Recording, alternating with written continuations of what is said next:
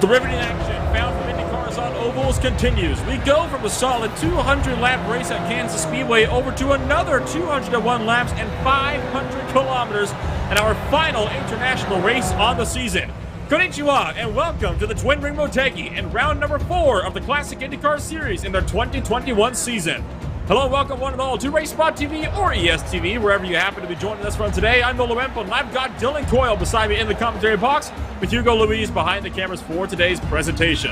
My, oh my, Dylan, what a race we had 2 weeks ago at Kansas Speedway, full of action right through to the very end. We're expecting nothing different as this field of Dallara IR05s, about 26 strong, gets set to rumble away for another 500 kilometers of action here in Japan.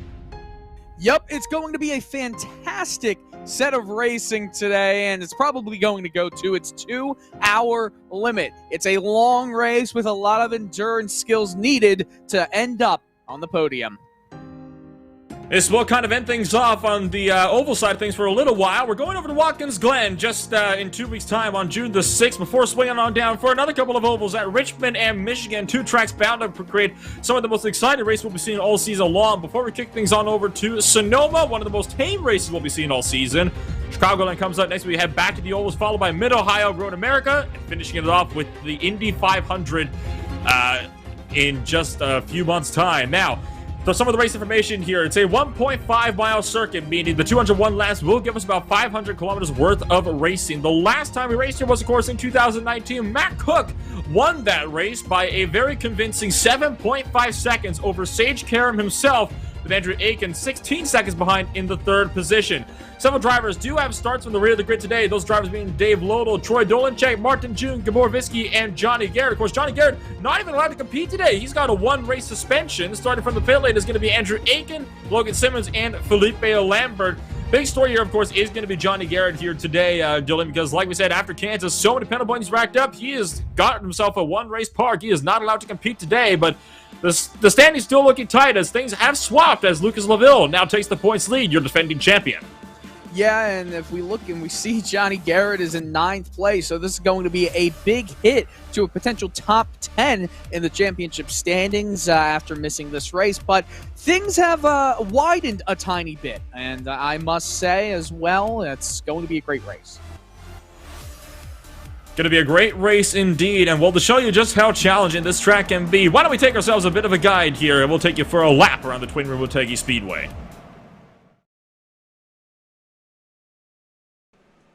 Round 4 of the Classic IndyCar Series returns to the Pacific as racers take on the unique oval at Twin Ring Motegi. Built by Honda in 1997 with the goal of bringing IndyCar racing to Japan, Twin Ring Motegi houses both a 1.5-mile oval and a 3-mile road course that are independent from each other, thus the name Twin Ring. Built just 60 miles from the center of Tokyo, Motegi has become a mainstay in Japanese motorsport with annual stops for Super GT, Super Formula, and the Japanese MotoGP. In 2008, Danica Patrick was the first woman to win an IndyCar event here, and in 1998, Dale Earnhardt Sr. and Jr. competed against each other for the first time. The egg-shaped oval brings a unique challenge. All 4 corners have the same 10 degrees of banking, but turns 3 and 4 are noticeably tighter and, according to drivers, feel narrower. All in all, Twin Ring Motegi makes for a track that is difficult for drivers to master and for teams to dial in setup. Let's take a look at the difficulties this circuit provides by riding on board with the driver of the number 87, Jamie Wilson. One of the trickiest ovals on the calendar, onboards at Twin Ring Motegi are always fun to watch. You see the meter boards, that gives you an idea of just how fast these cars are going. In towards turn 1, and you see feathering the throttle all the way through the corners here at Motegi. It's going to depend on setup, but you're not often going to be flat out here. Off of turn number 2 and down the back straightaway, should get the highest speeds you see on the track here. And this is going to be one of the few 1.5-mile ovals where IndyCars have to drag the brake. You see Jamie just trying to get that nose set through the tighter turns 3 and 4, picks the throttle back up, fighting for traction all the way through turn 4 and back down the front straightaway. A 32.02 is a good lap for Jamie, but definitely a frustrating circuit for drivers to navigate. Sadly damaged in the 2011 Tohoku earthquake, the Motegi Oval is unlikely to see competition ever again. But with the power of iRacing, it lives on and continued to challenge sim drivers from all over the world. And for round 4, it will test the drivers of the classic IndyCar series.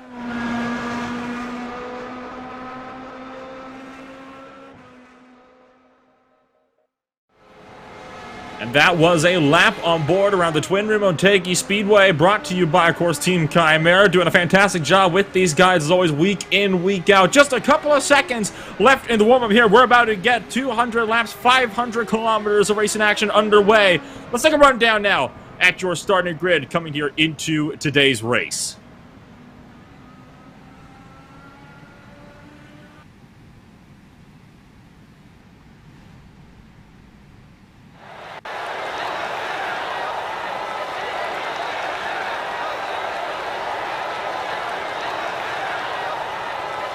Things now click on over here to the official race session. Warm-up is officially complete, and drivers are now starting to grid up here on the grid. Joshua Chin for Team Chimera heads up the train after a very dominant in at Long Beach. Not so much good luck at Kansas, but he's trying to go for it here today as he is on the pole. Randy Shoemake just 0.03 of a second off in the second position. Groscher sits third.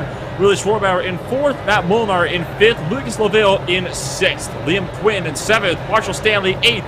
Nate Michael and Jan Hoffman round out the top 10. Kayla Weekly, Ethan Agan, Stefan Schlack, Race Spot TV's very own, going to be starting in 13th position with friends Josef Stum in 14th. Dylan, you've got the rest of the grid. Niall McBride in 15th, Jonathan Diggs 16th, Gavin Hibbs, he's starting in 17th. Mike Gerlich, just half a second off, is in 18th. Art McEwen 19th, Hans Pickett in 20th, Andrew Wood 21st, Johnny Garrett, well, he is 22nd on the grid, but 23, Martin June, 24, Rod Carpenter, and continuing to move down, Logan Simmons, Andrew Aiken. That is your 26 that have qualified for the race. And I must say, I cannot wait to see what Stefan does. It is going to be a very interesting race indeed for several of the drivers out there on the grid. Of course, Joshua Chin was looking very, very strong at Kansas, but got caught up in a big wreck that saw him cartwheeling halfway down the back straightaway. He is definitely looking to come out swinging here today. Randy Shoemake is another driver to look out for, though. He was topping the boards in practice by over a couple of tenths of a second. Now, of course, times were very different back then. The track had cooled significantly at the start of the day as the session opened up at 9 o'clock a.m. in sim time. So it has heated up significantly, actually by about 20 degrees Fahrenheit since then. Track is sitting at 112 degrees Fahrenheit. Winds blowing to the east at about 9 miles an hour. So it is pretty strong winds out there here today, 17, 18 kilometers an hour with winds and still increasing. So pretty windy day out there on the circuit. We'll have to wait and see how this is going to be kind of ticking things over here for the race. Yeah. In the meantime, though. My bad. I didn't know if you were bringing me in. It's a flat Darlington, is what I was going to say. Nolan, we've got a great race for everyone. Indeed we do. It's going to be a very interesting race at that. Pace car is off. Josh Jim bobbles the back end, but he is still away clear of Randy Shoemake. Green flag is out for the Twin Rim Motegi Oval, and we are underway for 500 kilometers of action and the fourth race here of the 2021 Classic IndyCar Series. Already the field basically single filed out all the way throughout the grid. The driver starting from pit road just now starting to roll off as now the field's going to start to bunch up a little bit more down into turn number 3. Chin started to pull ahead. Battle for third. Willie Schwarbauer trying to find the inside of Robert Groscher as Groscher flights the top line, and they're side by side for the final podium position. Chin, though, leads the opening lap. It's such a quick mile-and-a-half track, 1.49 miles to be exact. 1 and 2, you can pretty much go flat out, but that dirty air is going to come into play. It's just at that limit for everyone, so expect some drivers to go up to the wall in turn 2 at the exit and maybe hit it. 3 and 4, however, much slower. You've got to get off the throttle, sometimes on the brakes. There's a few different lines you can take here. Not sure, no one is ever sure what is the best. It's kind of just situational based. It also depends very greatly on the setup of the car as well. Obviously, if you have more downforce, you're going to be a lot more secure running on the bottom side of the racetrack. If you got less downforce and you're more outfitted for top speed, you might want to find yourself running closer to the outside wall where you can carry a little bit more momentum off of the corners there. So this could be a very interesting race to see how this all plays into effect.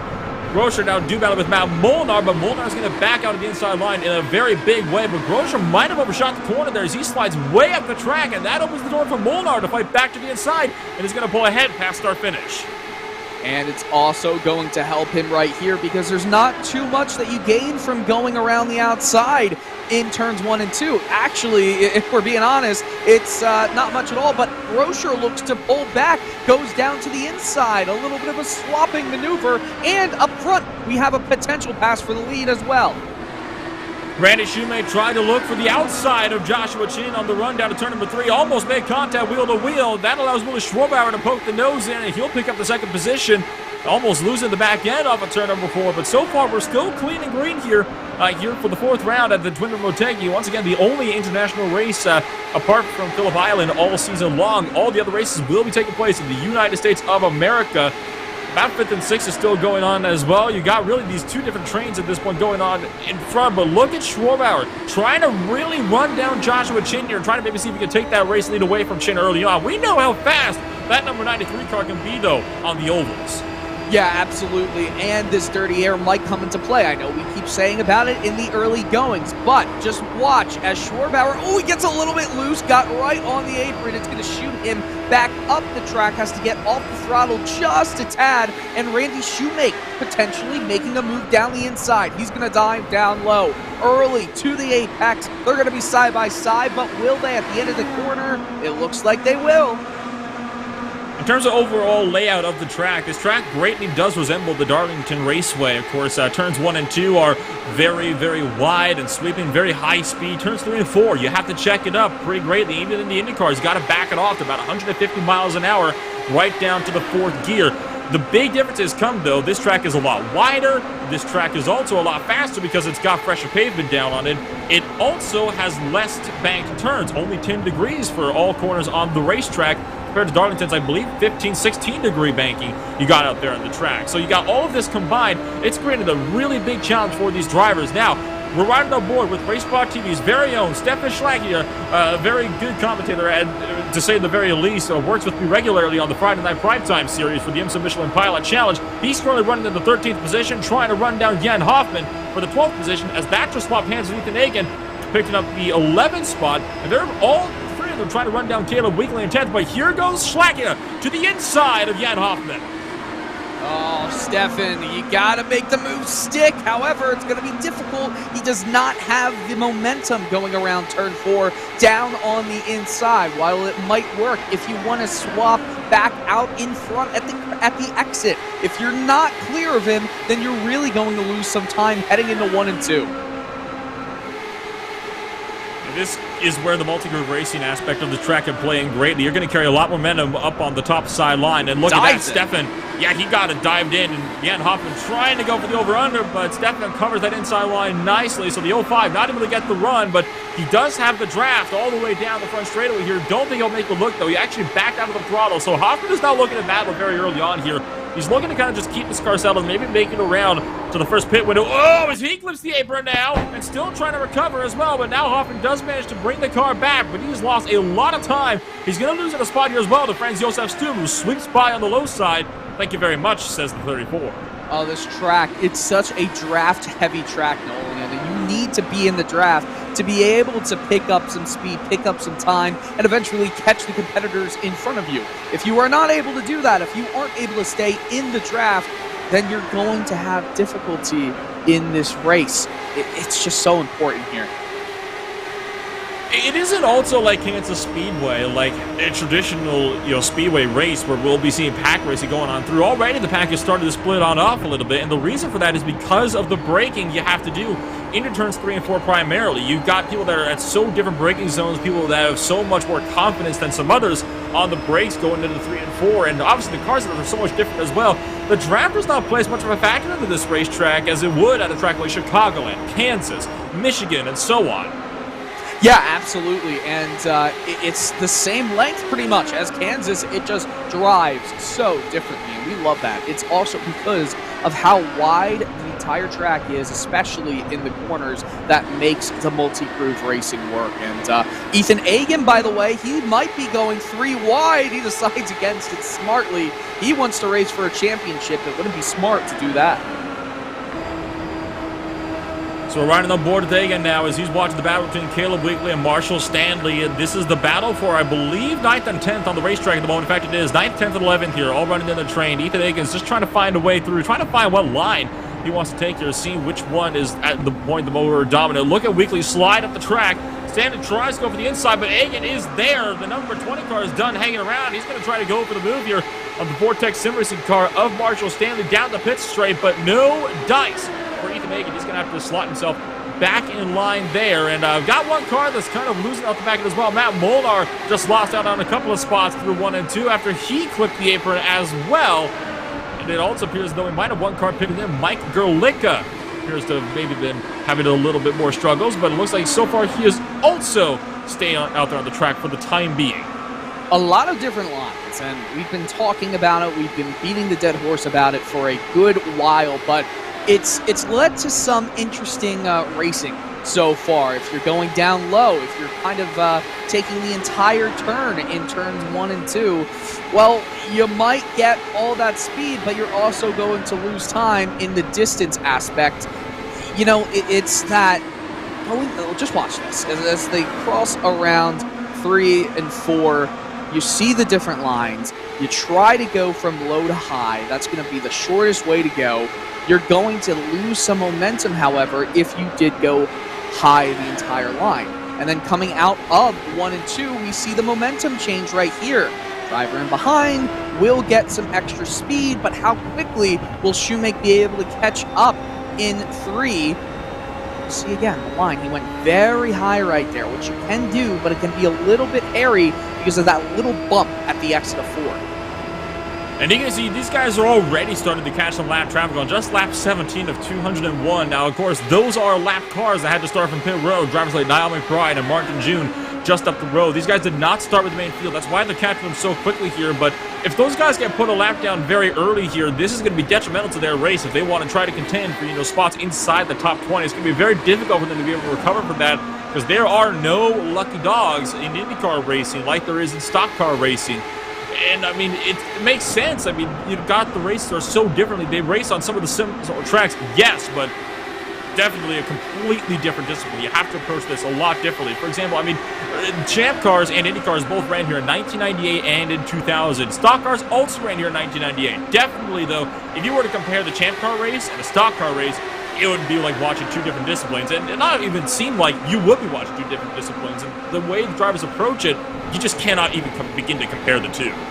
Yeah, you absolutely can't. And as we see this picture-in-picture, multiple battles happening, and they look very different, with one in line and then one by one. And this is obviously for the lead of the race.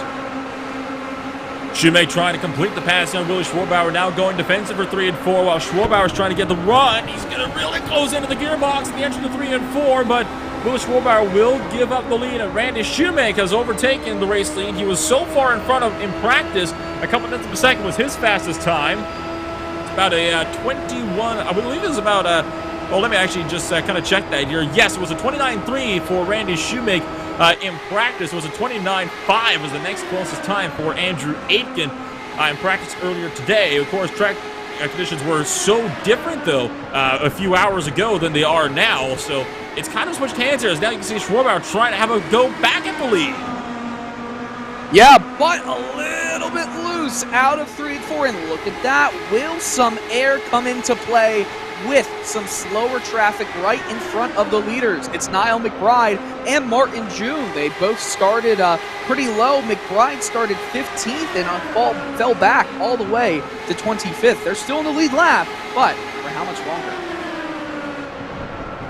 Not very long at the rate the leaders here are starting to catch them, and this is also going to be crucial here for Shoemake, because no doubt he's starting to feel the effects of the dirty air, which is definitely slowing him up, especially through turns 1 and 2. That's where it's going to be really pronounced, is through these opening corners here, and it is backing him up into Willie Schwarbauer here. So Schwarbauer, this is what he wants to see at this point in time, because this is going to allow him to start to close on up a little bit more to Shoemake.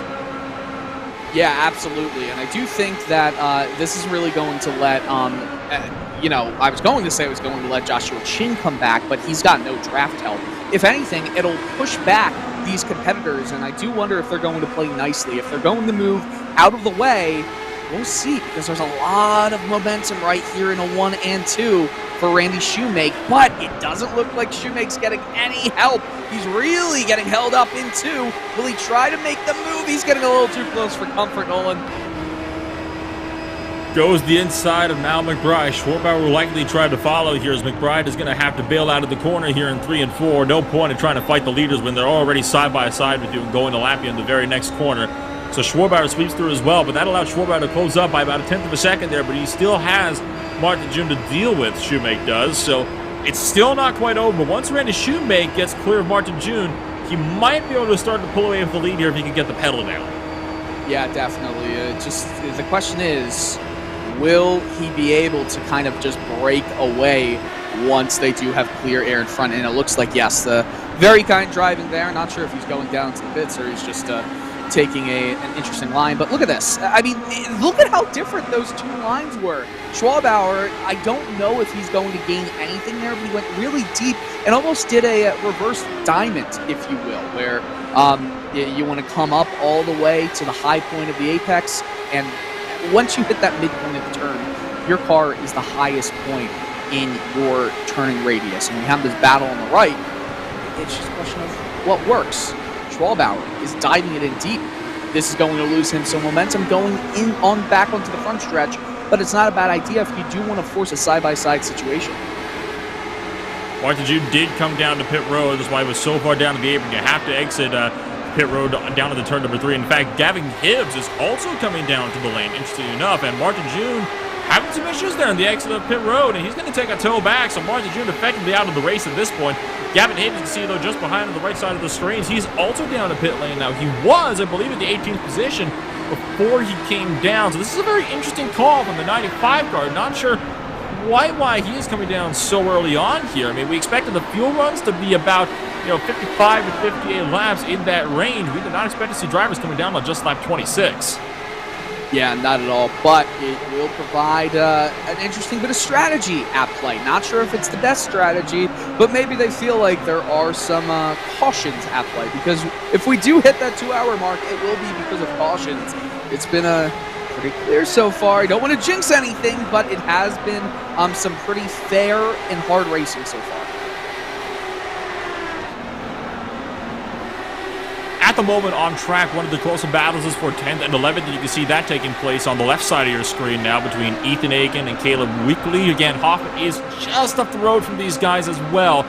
So this is a 3-car train for spots just inside and just outside of the top 10, with Weekly kind of sitting in the middle there. So at this point in time, we definitely settled into the flow of the race. This is how we can expect to see a lot of this race playing out. This single file action as cars try to reel themselves in and have to push through a lot of the dirty air in an effort to try to get yourself up there and further to the front of the race, because now everybody's kind of settled out into their own little packs so far, but it's only a matter of time before we see mistakes start to settle in. But already we're I say that caution flag is out. Well, front straightaway. One car sideways on the bottom. That's Stefan Schlachner. No! RaceSpotTV commentator Stefan is taking a slide on the front straightaway. Now, did he have help was the question. I don't see a lot of damage on the car. I think he might have just done this one to himself. I bet you this is going to be because of that turn 4 bump. We'll get the replay right here. Goes really high. And, well, you know what? Great job by all the drivers to avoid him, and great job by Stefan to keep it out of the wall and keep no damage on it. So probably the kindest caution he could have hoped for. But I must say, I think he might be listening into us. He wants to listen how we're doing, how we're talking about him as RaceSpot colleague. And then he's like, oh, well, you know what? A jinx? Let me make it true. He did a good job as well to not stall the car. I will give him that as well. Of course, if you stall these cars, you cannot refire them. You do need a manual starter to restart these cars. So if you end up stalling the car on the track after it's been moving, you got to take the tow. You're not going to make it back. And this is to be expected here, Stefan. Just about everybody's going to be coming down to pit road here. Shoemake will be the first to lead them down, signaling this by entering through turn 3. You have to do that under caution here. It looks, though, as if Niall McBride is going to stay out. He is a lap down, so he is going to be staying out there, understandably so, trying to get that lap back and get himself back onto the lead lap. But about everybody in the lead lap here is going to be coming down to the lane. Now the question from Niall McBride is, when his pit road opens next time by, will he also be coming in, or does he, again, stay out to get his lead lap back? That's a good question. Not sure. I would, and then hope that there will be another issue. It's going to be single file in the restart, so it won't be as hectic as it was at the beginning, but there's always a chance. And with it being 1.5 miles, it took him quite a while to get lapped, around 22, 23 laps, something like that. So why not? Why not take the chance, as there's almost some collisions in pit lane? My goodness. What else is new? You're always going to have some near misses in pit road, especially in open wheel cars, and everybody's coming in at the same time like this in a big train. But definitely an intense race off pit road. Randy Shoemake has won that race. Schwarbauer second, Chin third, Molnar fourth, Groscher fifth, Liebequin sixth, LaVille seventh, Michael eighth, Hoffman ninth, Caleb Weekly rounded out the top 10 cars to race it off of pit road. So they're down in the back straightaway now. Under caution here for the first time today on lap number 29, I believe this caution came out on. Niall McBride, we'll have to see if he comes in or if he's going to elect to take the wave around the pace car here when we get to 1 degree. It'd be an interesting call for McBride here. He did have to start from pit road, so this would be, I believe he had to start from pit road. At least this will be great for McBride if he can stay out here and get that wave around. Not sure if he's going to like to go for it here. He is. He's going to like to take the wave around here. Niall McBride is, despite being on 30-lap old tires and with obviously 30 laps of less fuel to work with. I think that's the smart move, to be honest with you. Just let's see how this plays out for him. It might end up being the right call. He's going to have enough fuel, at least, to go the entirety of when he's probably going to be lapped, if that happens. Drivers, depending on the air, the cautions, usually can go around 58 or so laps on a run.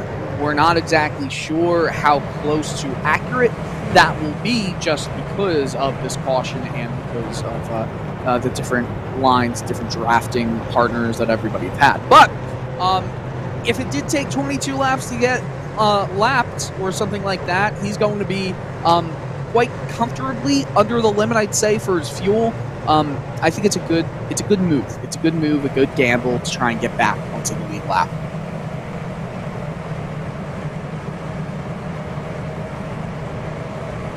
So this is going to be a very interesting time here to see how this is going to play out so far in this race. Let's take a quick moment here. We'll kind of go through the entire running order of what we got so far. So once again, Randy Shoemake leads. Willie Schwarbauer is in second. Josh Chin is in third. Molnar fourth. Groscher fifth. Quinn sixth. Lucas LaVille is in seventh with Nate Michael eighth. Hoffman ninth. And Weekly in 10th. Behind him is Marshall Stanley. Ethan Egan is in 12th. Franz Josef Stum sits in 13th with Hans Pitkinen in 14th. Mike Erlicka is in 15th with Art McEwen in 16th. Rod Carpenter 17th. Logan Sim is 18th. Andrew Aiken and Stefan Schlack here rounded out the top 20. Stefan is the driver that brought out our first caution today after a self-spin on the front straightaway. Got caught out by a bump off of turn number 4. Jonathan Diggs is in 21st with Andrew Wood 22nd. Niall McBride just getting his wave around the pace car now as we're 1 degree in the 23rd position.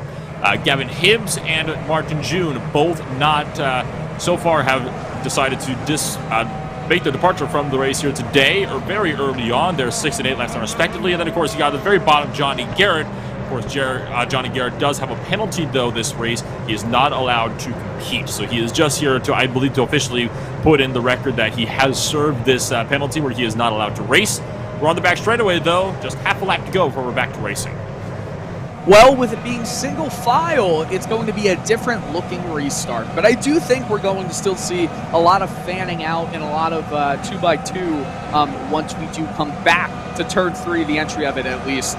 The pace car goes off very late here, and it's not a huge run from when they go off, when it goes off, to when that start-finish line is, So, Nolan, we'll see when they take off here. Pace car is in pit road. Randy Shoemake gets the jump on the field, but not as big as Joshua Chin got earlier on. So Willie Schwarbauer is able to keep it in with him here. Single file restarts as we're back to racing from the Twin Rim Motegi. The first side-by-side battle back for 8th and 9th. Jan Hopper looking to the inside of Nate Michael to try to pick up another spot just on the restart here. Get those spots early while you can when you're on the fresh rubber, and you got the absolute best performance you could possibly get in the car at the moment.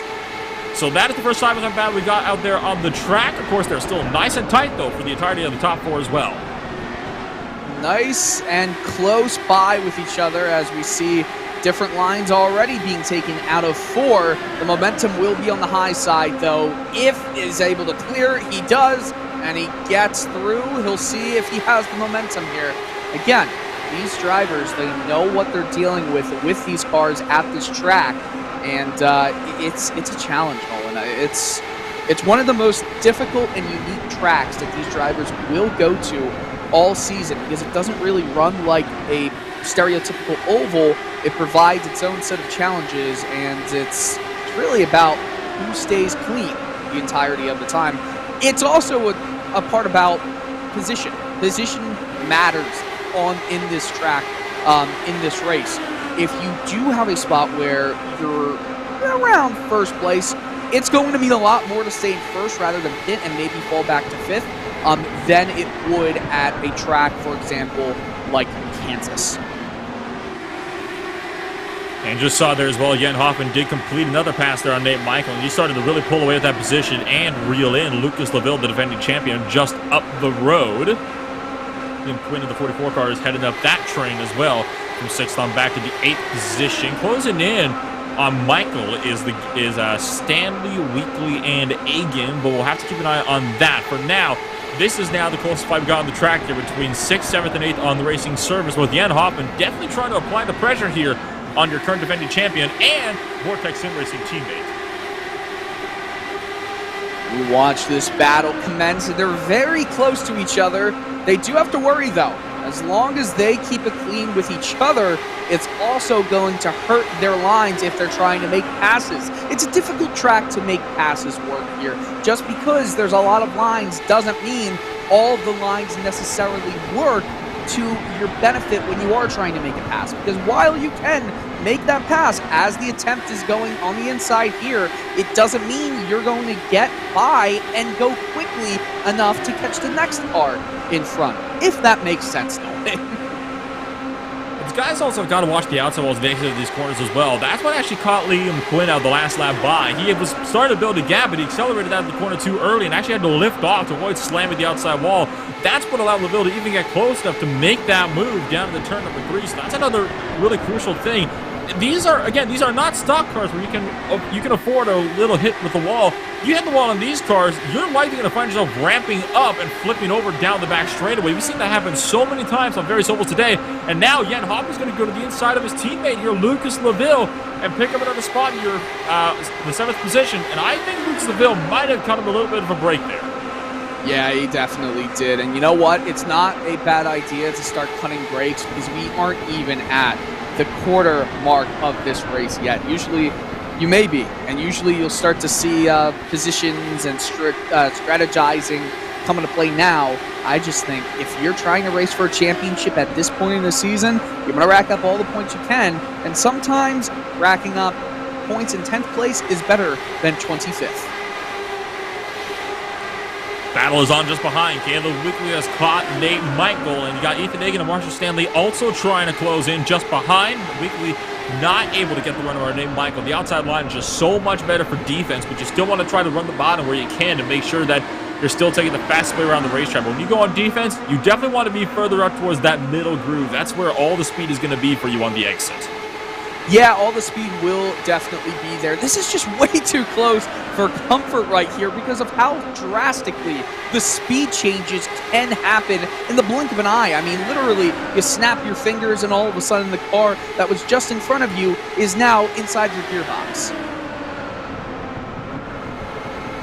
It's very interesting because some people might be trying to think at the moment, well, if the outside line tends to be faster on defense, why not just run that consistently? And well, the answer for that is going to be, it's not the fastest way around the track, period. That is still to kind of hug that white line when you're not side by side with somebody, but when you're on the defense, it is still faster to run the middle groove than it is to really hug the inside all the way around, because you can still get a better momentum drive off the corner, and that is how these guys are able to hang on to these positions. And it's a very common sight to see in IndyCar racing, not just on the ovals, as a matter of fact, Stefan, it's also something we actually see fairly commonly on road course racing as well.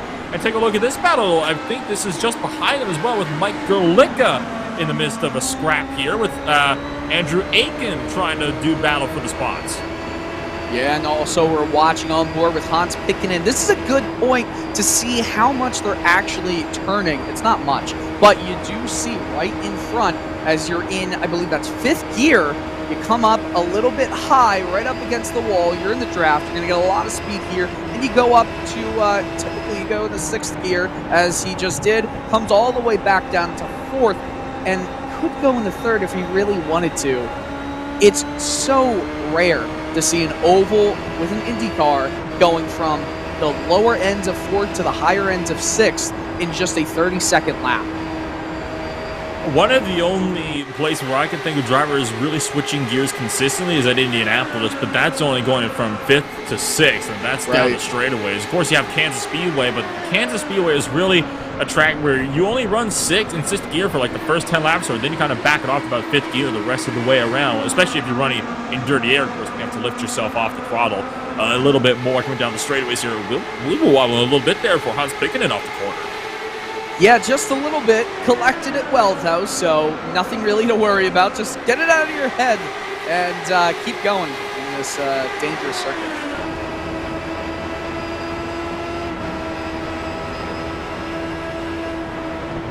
Now we're right on board with Logan Simmons, looking a little further up the grid here. This is still running here in the spots slightly further back in the field, and he is really trying to have a go here at Hans Pickenen, so this is going to be interesting here for Simmons. If he can get this working here for himself on the entry of 1 and 2, he could potentially get this spot done, and that's exactly what he's going to do. Pickenen backs out on the high lane. He's going to slot himself in right between Simmons and Andrew Wood, who with all the side-by-side battle has been starting to close it as well. But now it's Simmons' turn to have a little bit of a bobble off of the corner that time by, and that allows Hans Pickenen to start to close in the gap just a little bit more, as now Simmons is starting to dive it in on Gerlicka to try to get himself into some cleaner air.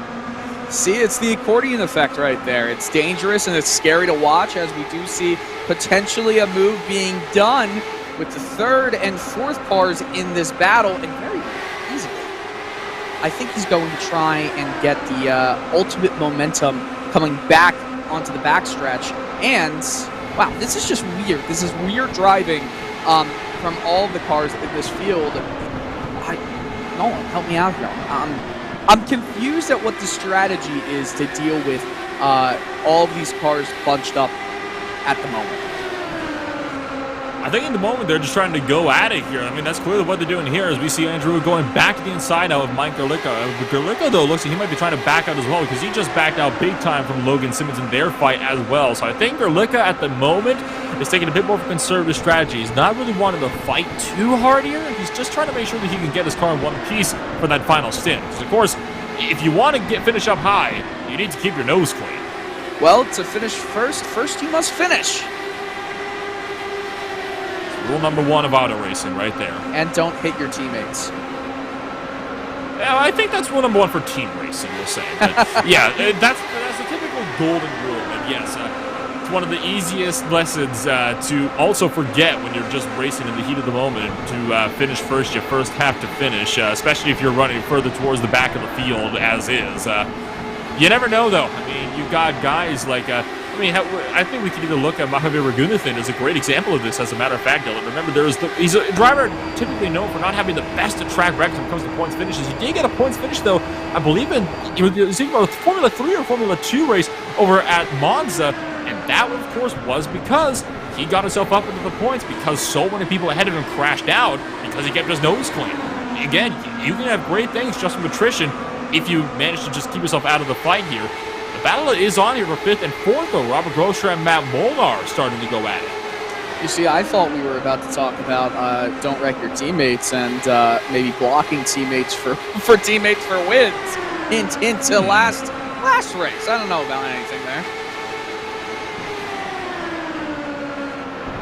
So now what can Molnar do to try to fend off Groscher behind? This is the battle for 4th and 5th, so it's a bit more influential than the battle we're seeing further down the order as well, especially since Robert Groscher is still a championship contender. He is one of those drivers that has been so consistent with trying to be right up there at the front. Of course, he has not really had the best of races, though, this season. He is sitting 15th place in the point standings at the moment, a solid 73 points behind overall leader Lucas Laville, his own teammate. So he has got a lot of work to do if he wants to catch back up. He's really had an abysmal start to his season, much like Josh Tinneman in regards. I mean, Chin got himself that win, of course, at Long Beach, but Robert Groscher has just been seeing one misfortune after the next.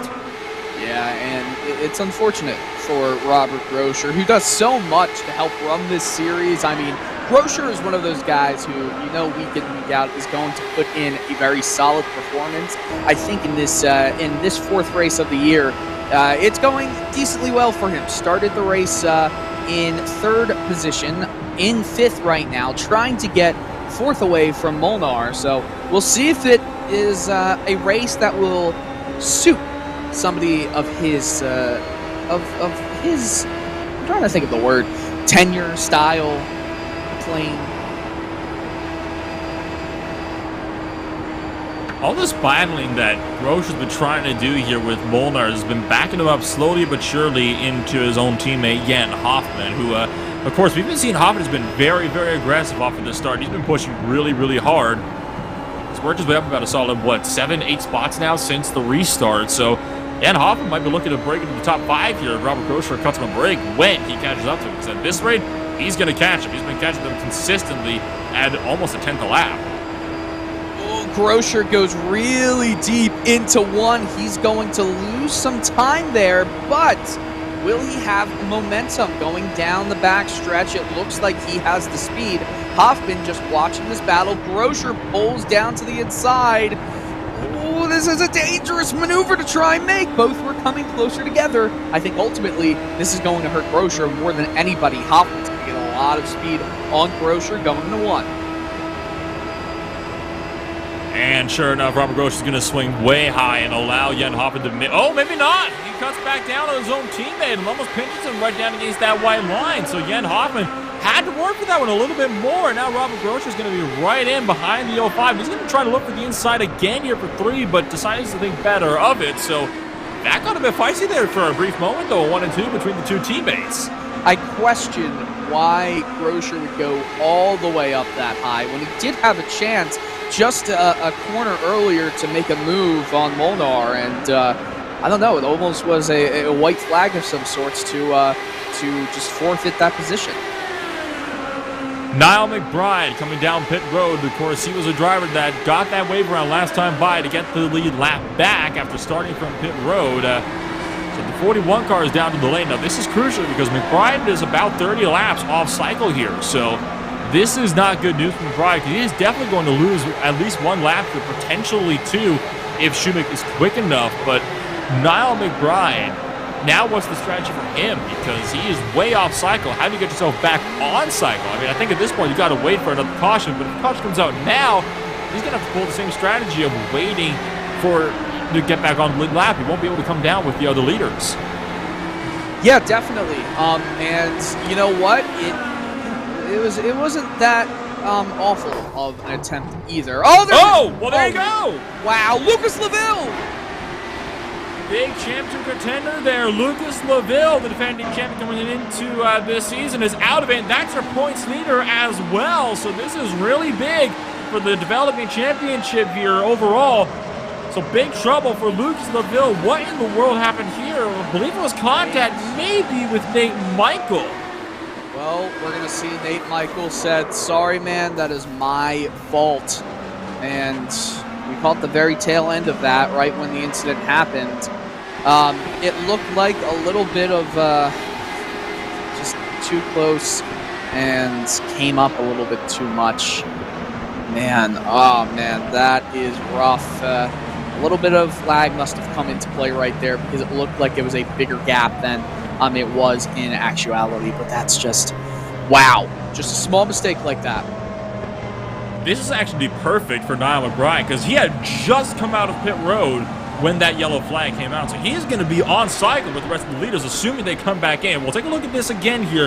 This is the second race of the day, and oh yeah, Michael just pushed up a little bit more, and bam, hard into the wall for Laville. And that is going to effectively end his day today, but this is great news for McBride because he is now going to be on cycle with the race leaders, provided they all come down to pit road here.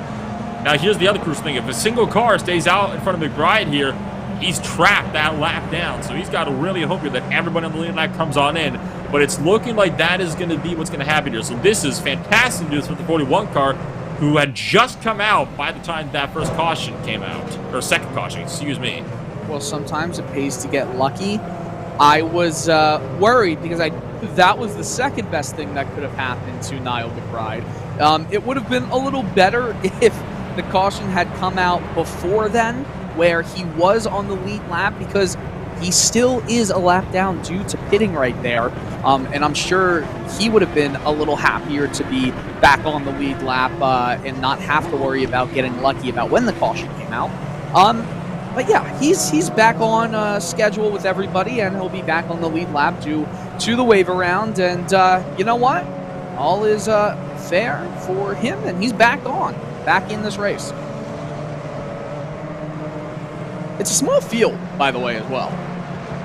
Yeah, only about 26 cars or so, and that's definitely a smaller field than we even saw at Kansas, where we saw about, it was over 30, just over 30 cars that we had at that race. So definitely a couple of drivers elected to sit this one out. Of course, Twin Ring Motegi, a very unusual track. We don't often see the oval, at least, on many race schedules. We don't even see the road course on a lot of racing schedules nowadays. It really is almost a sort of hidden gem. Not a lot of people really kind of come here, and I think that's part of why we've got a smaller grid here today. A couple of drivers might just be elected to not really run it.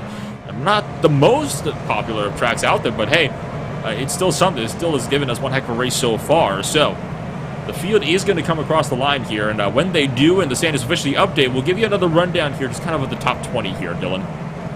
Yeah, this top 20, how about the top 22? Because that's all the drivers that are still healthy in this race.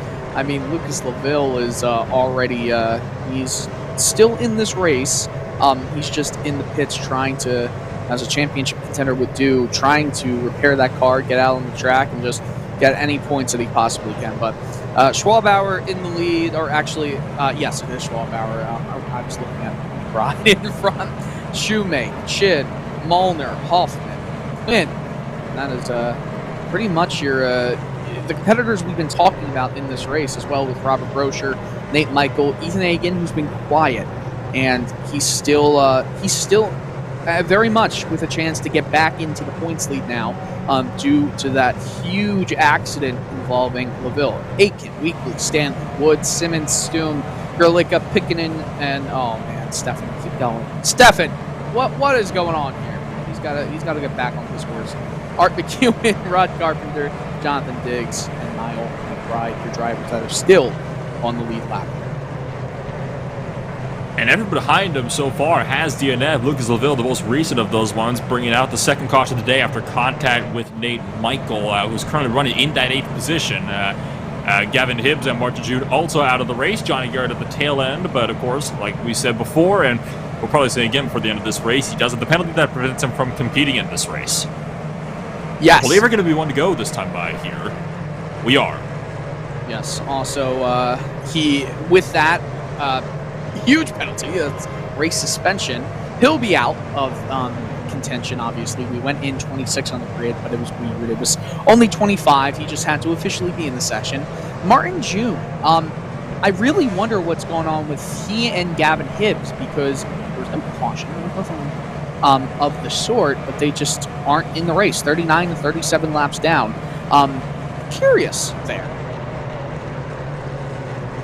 It is very interesting, isn't it? Because, I mean, they didn't have any issues. They just pulled it in, both of them, about, 20, 30 laps into the race here and just called it quits. I have a feeling, because they both had to start from pit road, I'm pretty sure. I'm pretty sure it was just two cases of they realized they really didn't have a shot to win the day, so they didn't see the point in really continuing to compete here when I guess they have more important things that they have to attend to. So that's most likely what ended up happening there. Pace car is going to take them, though, through 3 and 4, and it'll be Willie Schwabauer this time who's getting set to lead the field away.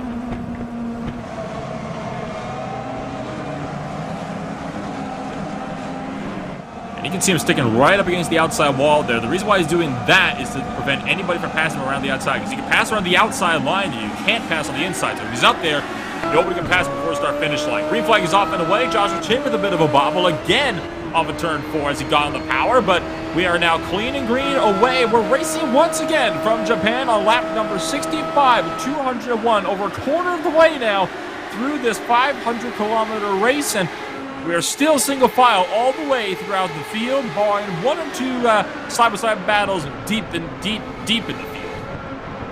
Yes, a lot of battles are going to occur, I think, after a single file restart. Usually takes until turn 3 after one lap of action. It happens right after the green flag is dropping in. 1:36 to go. Ethan Akin, he is the man we're going to be watching a lot for his point ult out of today. It's a huge opportunity for him to get back into this championship points lead with a lot of momentum.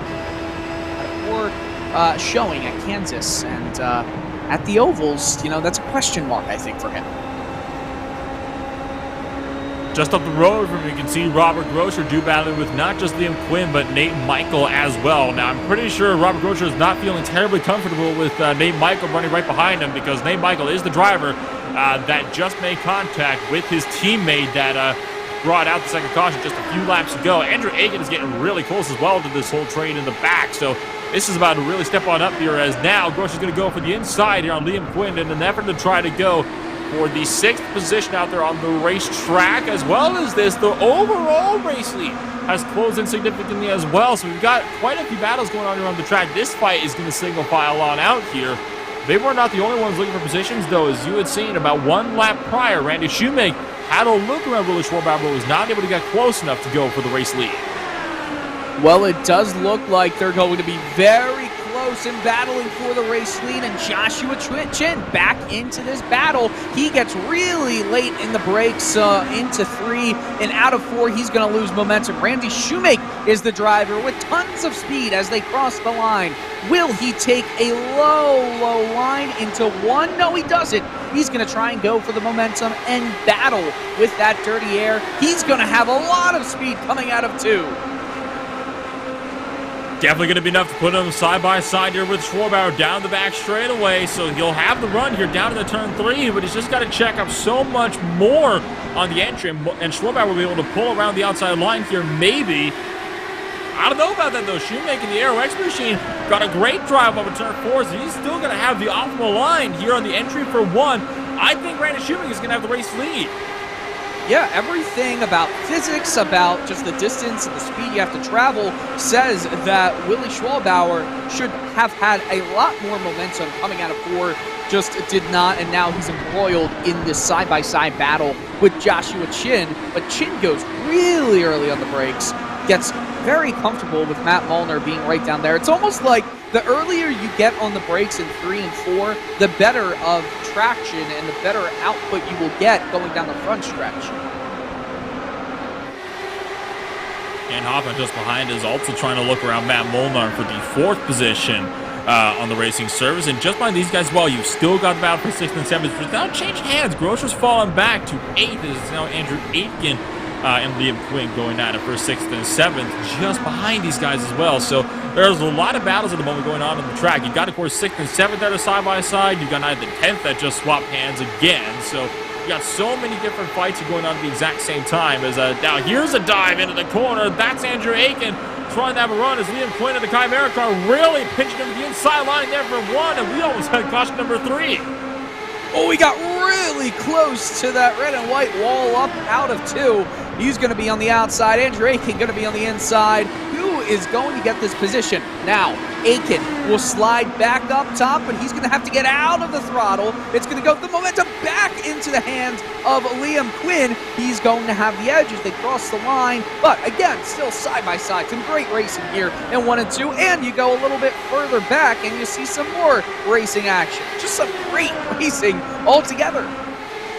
We talk about action. We'll talk about Nate Michael. He had a bit of a moment off turn number 4, and that caused it to go 3 wide with Logan Simmons and Caleb Weekly, 2 teammates over there as well. So they ended up splitting him 3 wide all the way down the front. Of course, it's a very wide front straightaway, so he got more than enough room to make that work. So it was a great battle that we saw, though, all throughout the field here. So these restarts, they can be really, really hectic, and we're seeing exactly why it's just so hectic here on this battle.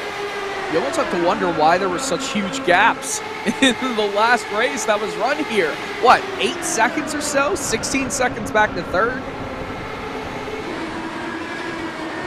Something along those lines. It was about 7.6 seconds the last we ran here in 2019. Then it was about another 8 from there on back to 3rd. So 16 seconds total between 1st and 3rd place. That has not been the case today These guys have been extremely close all race long. That's exactly what we like to see. We love ourselves a good competitive field here.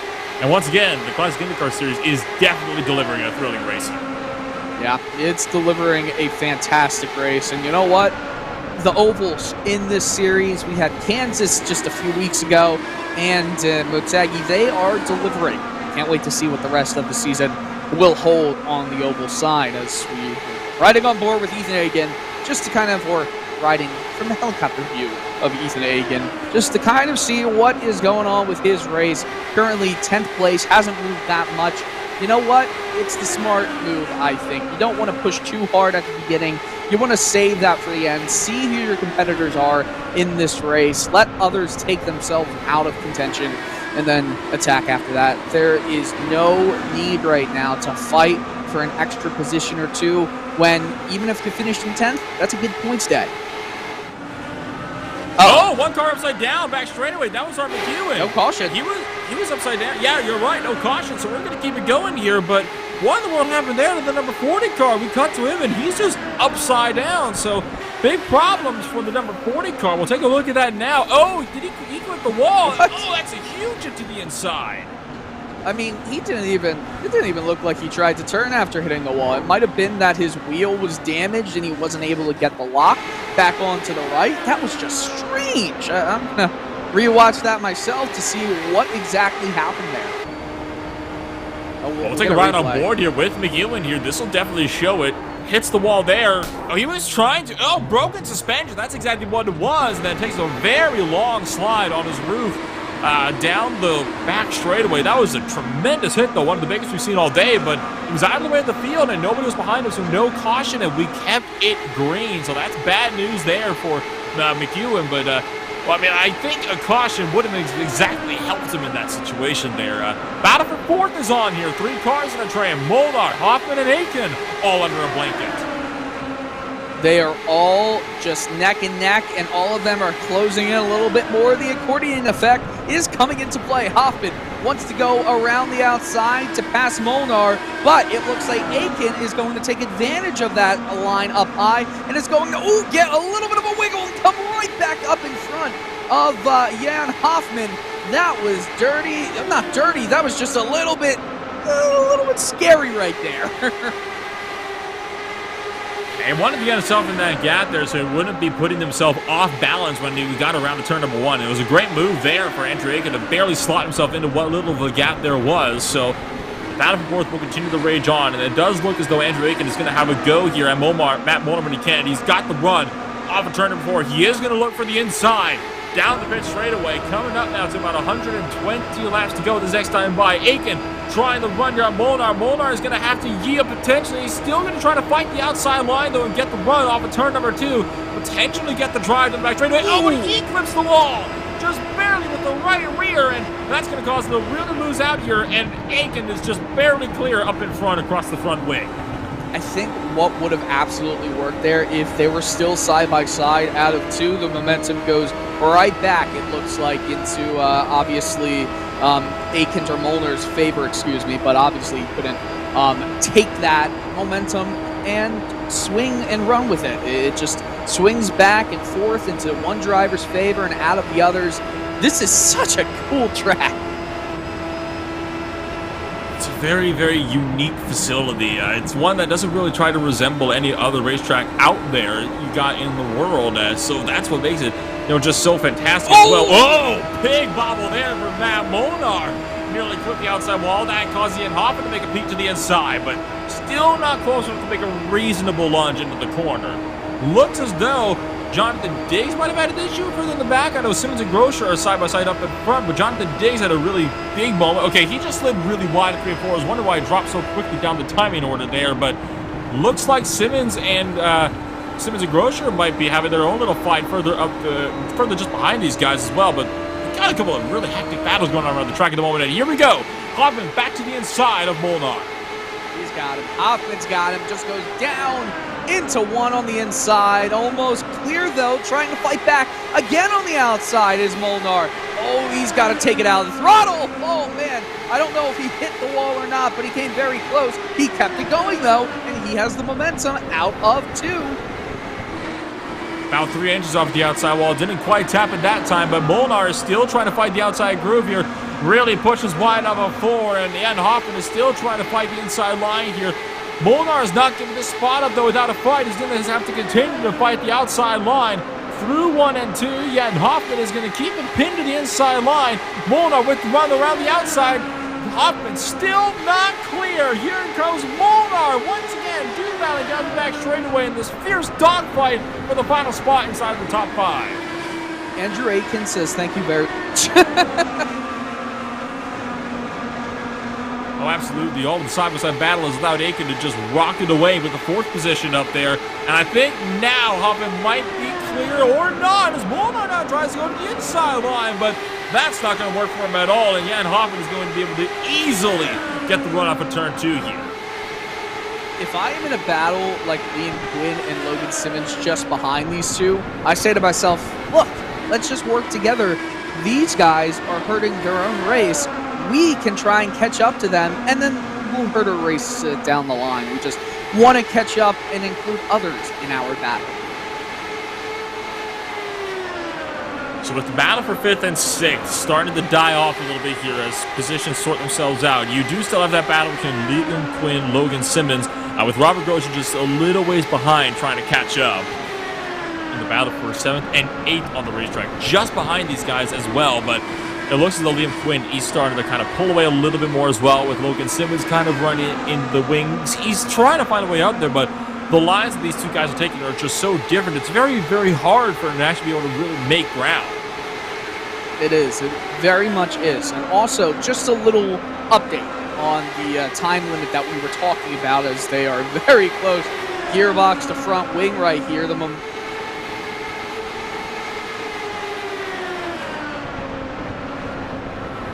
He was about to go on the brakes very early, but decides to keep it in line right down to the apron, to the white line, and wiggles a bit, almost loses the car, and gets back on the horse, loses a few tenths right there. But, as I was saying, I'm sorry to cut you off again, but timing-wise, 56 minutes into this race, 113 to go, a 2-hour limit. Nolan, we don't know if we're going to hit it, or if we're not going to hit it.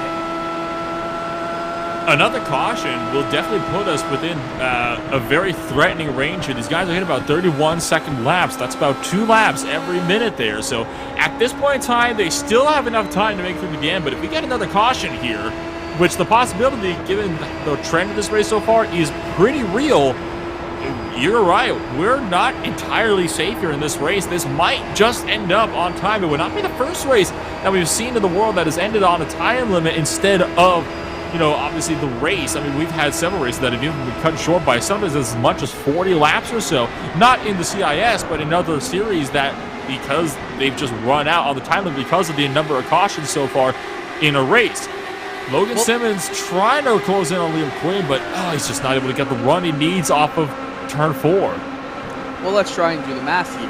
I mean, it's going to take, if we went green for the rest of this race, it'll be around 65 minutes if I'm... No, 55 minutes? Is that right? Am I completely off? 2 laps every minute. Cup 111.5 will go 110. 55. No. Gosh. 55 and a half, actually. Yes, you're 55 actually and right. a half. Okay. 55 laps that it would be around.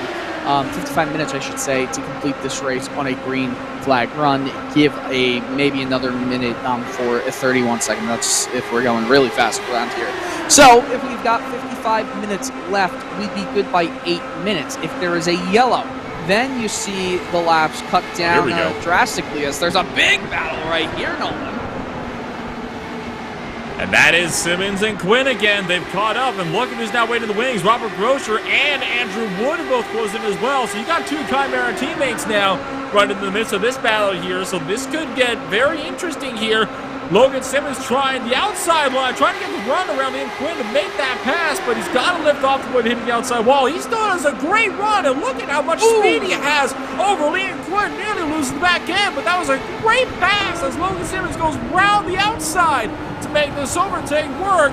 First time we've seen that all day long, but he's still not safe. Quinn trying to find the inside line, pushing way up and nearly put Simmons in the outside wall. Rob Grosjean just behind, trying to fend off Andrew Wood, trying to keep Wood from helping out his Chimera teammate just in front of him.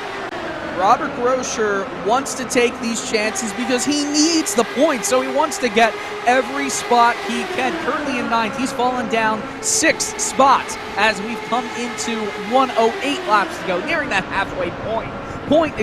Goes outside of 3. Is he going to get the momentum, the move done? Looks like he has to really come out of the throttle. Again, not sure why, but Groscher just seems to be a little bit too conservative in crucial moments. Still got just over half the race to go, so this is not the only chance he's going to get all race. He will have another opportunity. He might just need to kind of sit things back, maybe recycle, rack them, stack them, have another go. We do have about 20 minutes, 20 minutes. We got about 20 laps before the next pit window opens on up here, so that you might be trying to wait for that next pit window, maybe see if he can make a good pit strategy call here work. Speaking of pit stops, Jonathan Diggs comes down to pit road for the 21st position. He was already a lap down as is, so Diggs, the first driver to come on down ever since the restart. So I did a little bit more math, and with around 4 caution laps per caution, that adds around 5 minutes of race time. So say we have 2 more cautions, cuts down around 8 laps or so, to 8 to 10 laps, we'll just say 10, and it costs 5 minutes each. That's an extra 10 minutes added on, and then it would be around 47 minutes. I mean, that would, 2 more cautions would put us at that limit. So Diggs did come in for a scheduled pit stop. He will come out of pit road. Meanwhile, this, of course, this is courtesy of our producer here, but this has been Math Lessons with Dylan Coyle. Up next, how to properly calculate fuel runs. This is a lesson I still do not know, and I will never learn no matter how simply you explain it to me. I rely only on my spotter for that. Well, you think about it. It's around, I always like to say for IndyCars, Cup Series cars, I always say it's around 80 miles or so that you can get with a full tank of fuel. These drivers, the last time they were in the pits was around lap 64. And, you know, if you're going at 64 and you can go around 58 laps, you like that inflection there? 58 laps, let's round that up to 60 with the draft. Then you're looking at in about 25 to 30-ish laps on one green flag run before we start to see pit stops happen. I'll tell you what, there's no way that these guys are getting through a pit stop cycle cleanly. I just do not see it with how difficult the pit entry is, and honestly, the pit exit's difficult as well. I mean, honestly, the way math works for me, if I don't have a calculator, this is basically how I would put it. This is basically how word problems ended up being for me when I was in school. We'll use the actual drivers down here as an example. If Liam Quinn continues to fight Robert Groscher and both drivers are using 0.5 gallons per lap, how many right side tires will they need to make to the end of the race? That's about how I would phrase this one, just to properly confuse people. Look at that, though. Robert Groscher with a beautiful outside pass. Quinn waiting inside. He's going to pit road. Stop. Well, this is interesting. Speaking about pit stops, he gets down low, and we go, well, I don't know if this is just a strategy. Maybe he's thinking that... Oh, look out! Hard car, front straightaway. Nate Michael just ate the inside wall. Big time there. Bouncing against the outside wall. Will this be a caution? Outside line. It is not. We are still green somehow. Liam Quinn would have become the luckiest person in the world if there was a caution right there.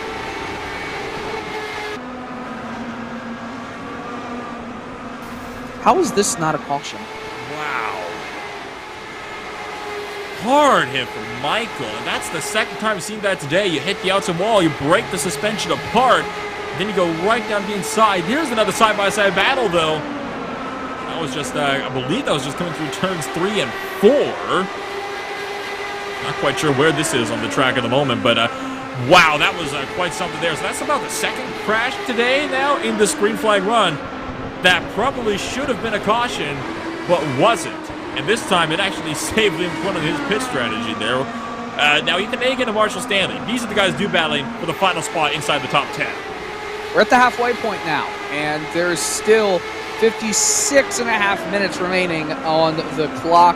So it's going to be so close. It's really going to be so close. and also, if you did want to find out how many right side tires you would need 3 more numbers, by the way. You're actually doing this, aren't you? Listen, I'm not doing the calculations. I'm just saying. Okay, good. I was gonna say, if you're actually turning this into math class, it's like I'll just ignore you the rest of the broadcast. Well, you would need to assume that they're going half a gallon on clean air, nothing else. So with that assumed, then you would need to know how much tire fall off happens per lap. That would need to probably be a constant that you would estimate. Then you would need to know how quickly you can go on every bit of tire wear per lap. You need to have a threshold for how the tires feel after a specific time versus how fast you're going to go. Once you pass that threshold, then you go into the pits. So, I mean, then you can figure out how many gallons you would have to spend before you would need to go into a pit stop. Not that you would need to figure out why you would need to figure out how many gallons to tires, right side tires, but it's not a bad thing to know. I would do it if I was a crew chief. Now I'm intrigued. You're making my head hurt. I'm sorry. It's still too early for this, all right? It's only noon here, all right? I can't do this, man. It's noon. It's 3 o'clock Eastern time over here.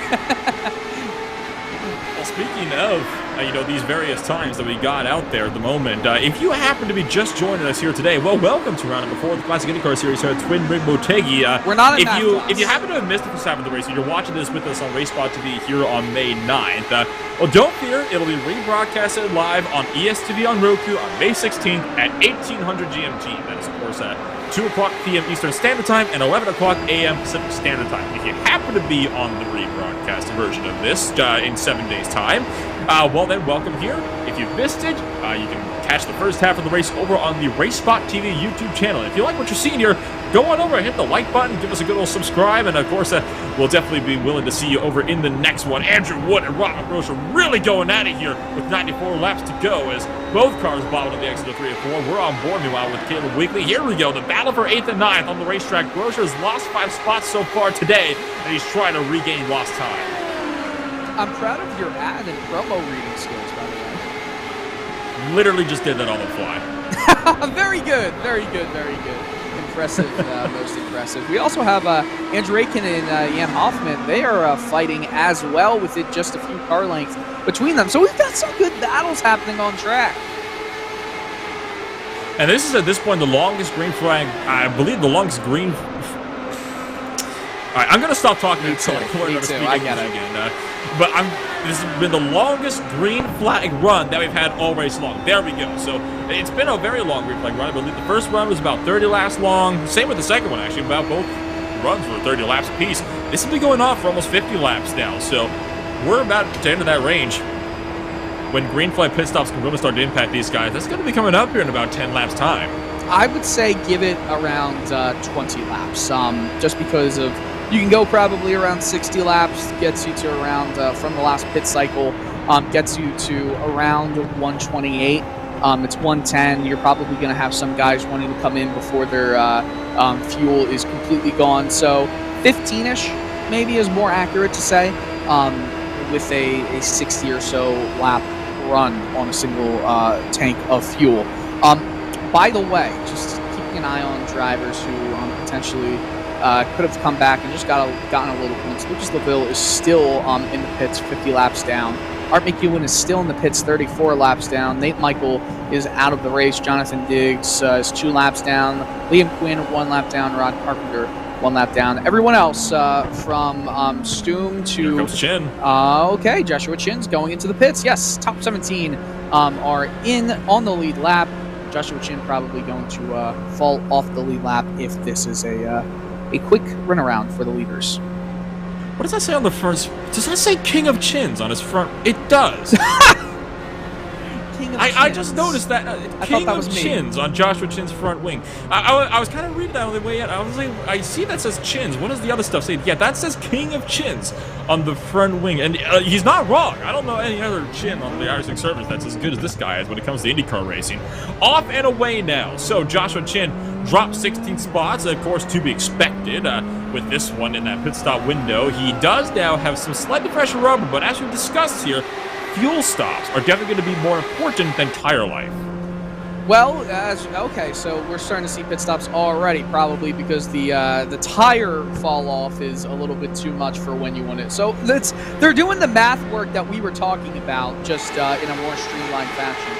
King of Chins, by the way, it's Joshua Chin's video editing business. So pretty awesome. Really? Have your own businesses in the on your car in the broadcast, and obviously when it's talked about, that's always the beautiful way to go. As Andrew Aiken is sitting in his box, you know, I thought I was the King of Chins sometimes, but you know what? That's a reference to my double chin, by the way. That you're supposed to laugh. Now it's really But awkward. it wasn't funny.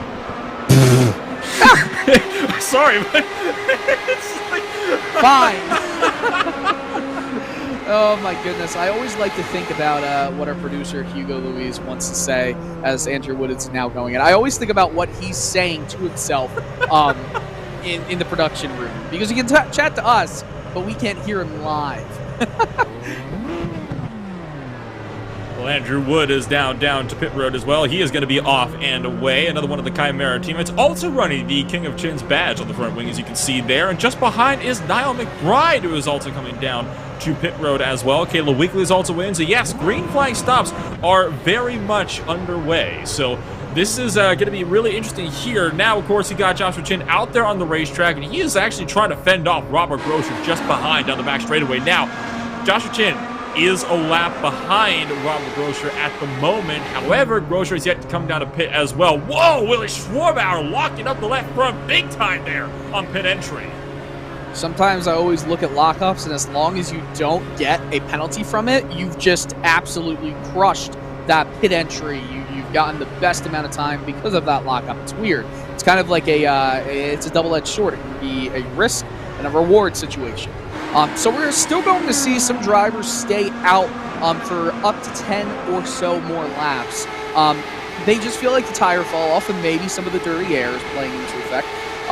Dirty air counter is probably at 25 now, the amount of times I've said that in this race. But Randy Shoemake is still staying out there. He's got clear air, clear track in front of him. Jan Hoffman is just 3 seconds behind him there. So, you know, not a bad choice for Shoemake, as long as he feels like he's in a good position. Doesn't have to worry about anyone slowing up his race. Why not go for the rest of your field run? Sometimes drivers might want to run this one out dry, and it's worth noting as well that you're still not good to make it to the end. You will have to make at least one more pit stop if this runs completely green to the end of the race. So these guys have got to really try to time this out now, because when do you come in for your second stop? Do you try to short pit it again, or again, do you run the tank dry? Regardless, That's a good question. Well, the amount of lap time you're going to need at a pit stop will remain relatively the same. The big difference is going to be how light or how heavy do you want your car to be? Are you faster on a heavier car or on a lighter car? Because some people, while a lighter car is traditionally faster, they might not be as stable with that, so they might not be able to be fast consistently. You're right. I mean, that's a really good point that is not often talked about, as Randy Shoemake is also going into the pits right now. He's already cut down into 3. And he starts that long trek around 3 and 4. It looks like Jan Hoffman is going to go into the lead of the race for the first time. So that's a good point, though. Do you feel it's all about feeling comfortable in the car, right? If you feel comfortable with a light car, you're going to be faster than someone that feels comfortable with a heavy car. But if you feel uncomfortable in a light car, you're going to end up in the wall. Shoemake, Molnar, Grosser, Schlakier, all into pit road this time by. So there's a lot of cars at the moment on pit road. Jan Hoffman, the first driver out. And Hans Pikkinen will be right behind him. But I'm pretty sure Pikkinen has already made his stop. No, Hans Pikkinen has not stopped at the moment. He still has to come down. Okay. Well, it looks like, yeah, if Hans Pickenen is the last driver, then could you imagine his luck if there is an incident right now? Ooh, that would be big in this race, particularly because look at how many people are laps down at the moment. Everyone. It would definitely be crucial. Oh! Hang on, I think Matt Molnar might have just gotten an unsafe pit exit penalty. Swung out wide on the exit of pit road, so he might have got himself a penalty there. And there we see another car coming down to the lane. I believe that is Jan Hoffman, your race leader, down to pit road at the moment. I'm watching Matt Molnar and see if he comes back down to pit road. Interesting. Pickenen's going in. A lot of drivers. Just it's so scary right now. And when you are still out there and all the rest of the drivers have pit, you always are questioning: was this the right move? Is this the right move? When should I finally just cut the cord and go down into my pit box? No one is ever sure of the right option because there's never a right option until it's the wrong option. Joshua Chen goes back to the race lead, re-inherits it after the pit stop cycle. You got ourselves another battle here that we just saw pass by Robert Groscher on pit exit. That is between Willie Schwarbauer and Andrew Aiken currently on the track. They're battling for the final podium position out there. Schwarbauer going to the inside of Aiken. It just swapped hands this last time by, and it looks like it will trade hands again potentially if Schwarbauer can get the power down here on the 4, but not able to. 78 to go. 45 minutes to go. What comes first?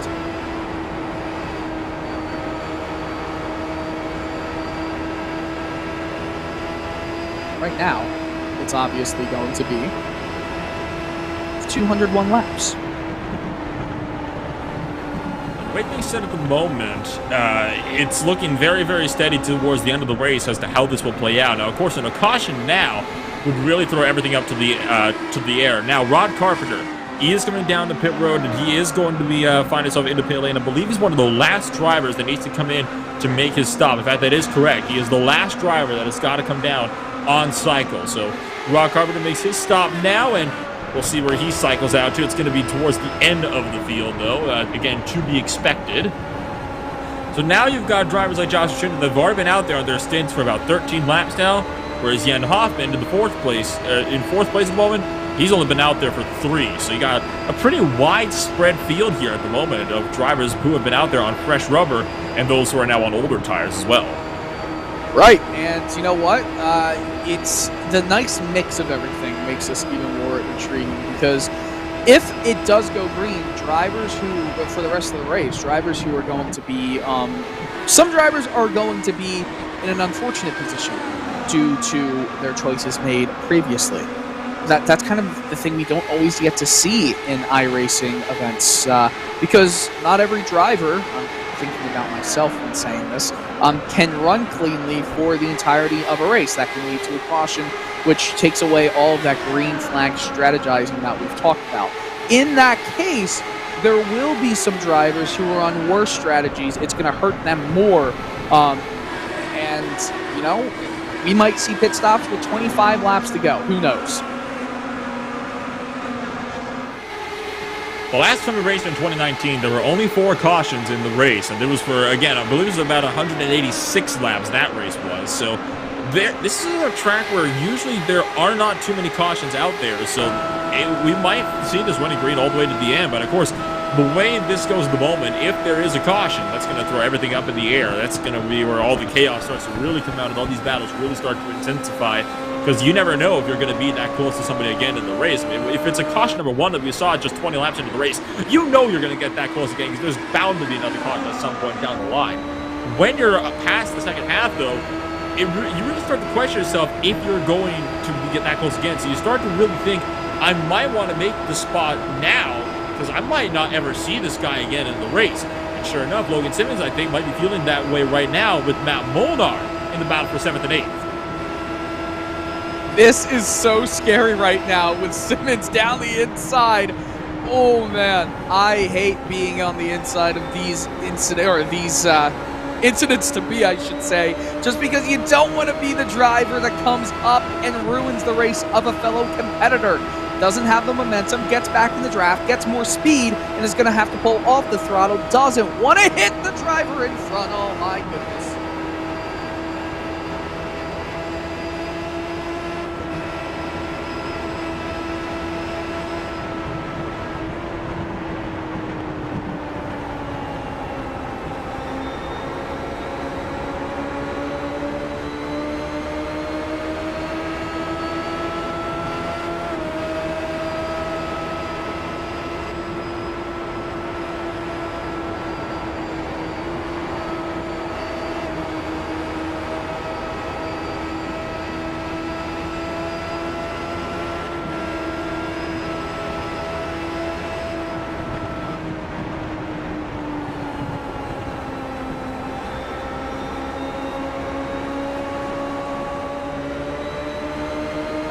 What unbelievable racing we have here. Just letting the sounds kind of make everything work for itself. That was almost an incident waiting to happen, Nolan.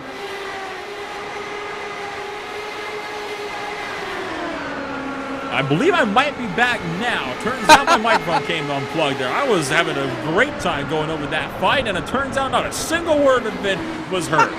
Awesome. You'll love to see it. Love to hear it. Oh, wait a second. The battle still rages on, though. Logan Simmons getting we're talking within centimeters of Matt Molnar last time by off of turn number 4. That's about as close as a fight's gotten all race long. I thought they were going to touch there because we've seen people even less close than that still make contact and send themselves into the wall. But Molnar is really compromised off of turn number 2. That's where he losing a lot of time here, it would seem. And he is almost straight with the wall every time as well with the entry for 3. Yeah, and there was almost some contact between with 2 tires in front of the other 2, behind the other 2. This is just such close racing. You love to see these drivers fighting like it's the last lap because it brings more excitement to us. Oh, that time it's Simmons, though, that overdrives turn number 2. I mean, these guys are both kind of swapping hands when it comes to overdriving these corners. They're both trying to fight so hard at the moment for these positions, and it's just not working out for either of them.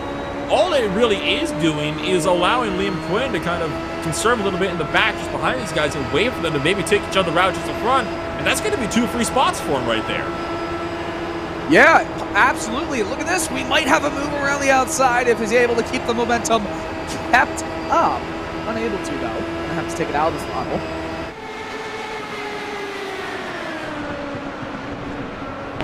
Wow, this is really something we're watching. Let's take a ride on board with the back end from the gearbox of Matt Molnar. Looking behind. Oh, bobble there from Molnar, the exit turn 4. That allows Simmons to start to close in the gap once more. Look, there's another competitor in the back who wants to have a few words to say about this battle. It's Liam Quinn. And the more these 2 fight, the more Liam Quinn has some fun.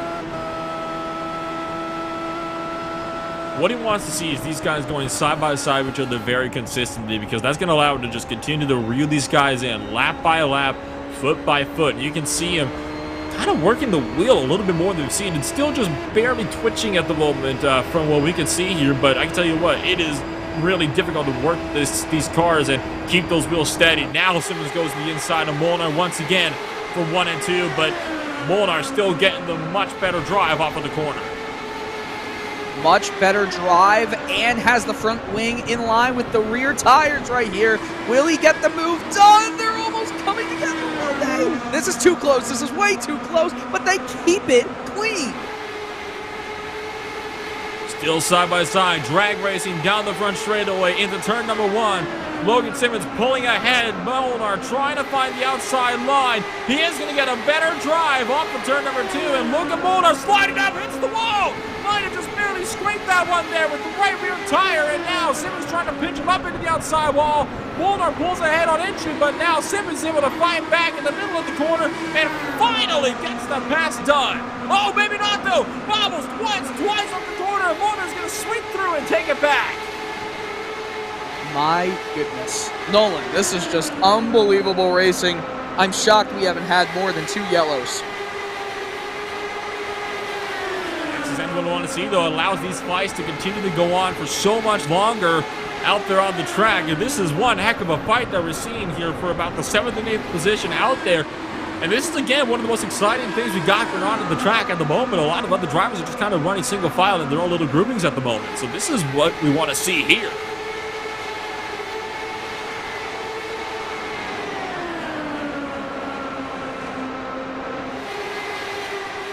This is awesome, man. This is awesome. Coming to 60 laps to go here in just a couple of laps' time. That 92 car is still looking very, very stable there. Apart from, of course, when he came on turn 4 a couple laps ago. He would have had that pass done if it weren't for that. He just got a bit too antsy on the throttle. So we're going to be around 6 to 7 minutes to the good, I believe, if it goes green for the rest of the time. So even two yellows, it's hitting the limit. One yellow, it's going to be very close. So what these guys do not want right now is, of course, a caution. That would be very detrimental to the way this would play out for these guys. Simmons, oh, whoa, big tank slapper there for Simmons on a turn 4. The back end is starting to come around a little bit more, lap by lap with the 92 car. I have a feeling that's what he's getting really unsettled by, and that's why he hasn't really been able. Oh, heads up as now Molnar puts the apron and allows him to really close in the gap. There was a car, obviously, that was much slower, a lap car of Mike Berlicka, who got out of the way very quickly. But going into 3, oh man, don't slide up, please. Thank you. You almost want to tell them what not to do. Simmons gets a little bit of a wiggle. It's again like that bump on the turn number 4. It is unsettling Logan Simmons so consistently, and it's causing him to lose so much time here. Matt Molnar is able to diamond off the corner nicely. Oh, but has to lift off to what into the wall in the exit of 2. So he's got to slow himself back in line and maybe try to get the run off of 4 if Simmons gets another bobble.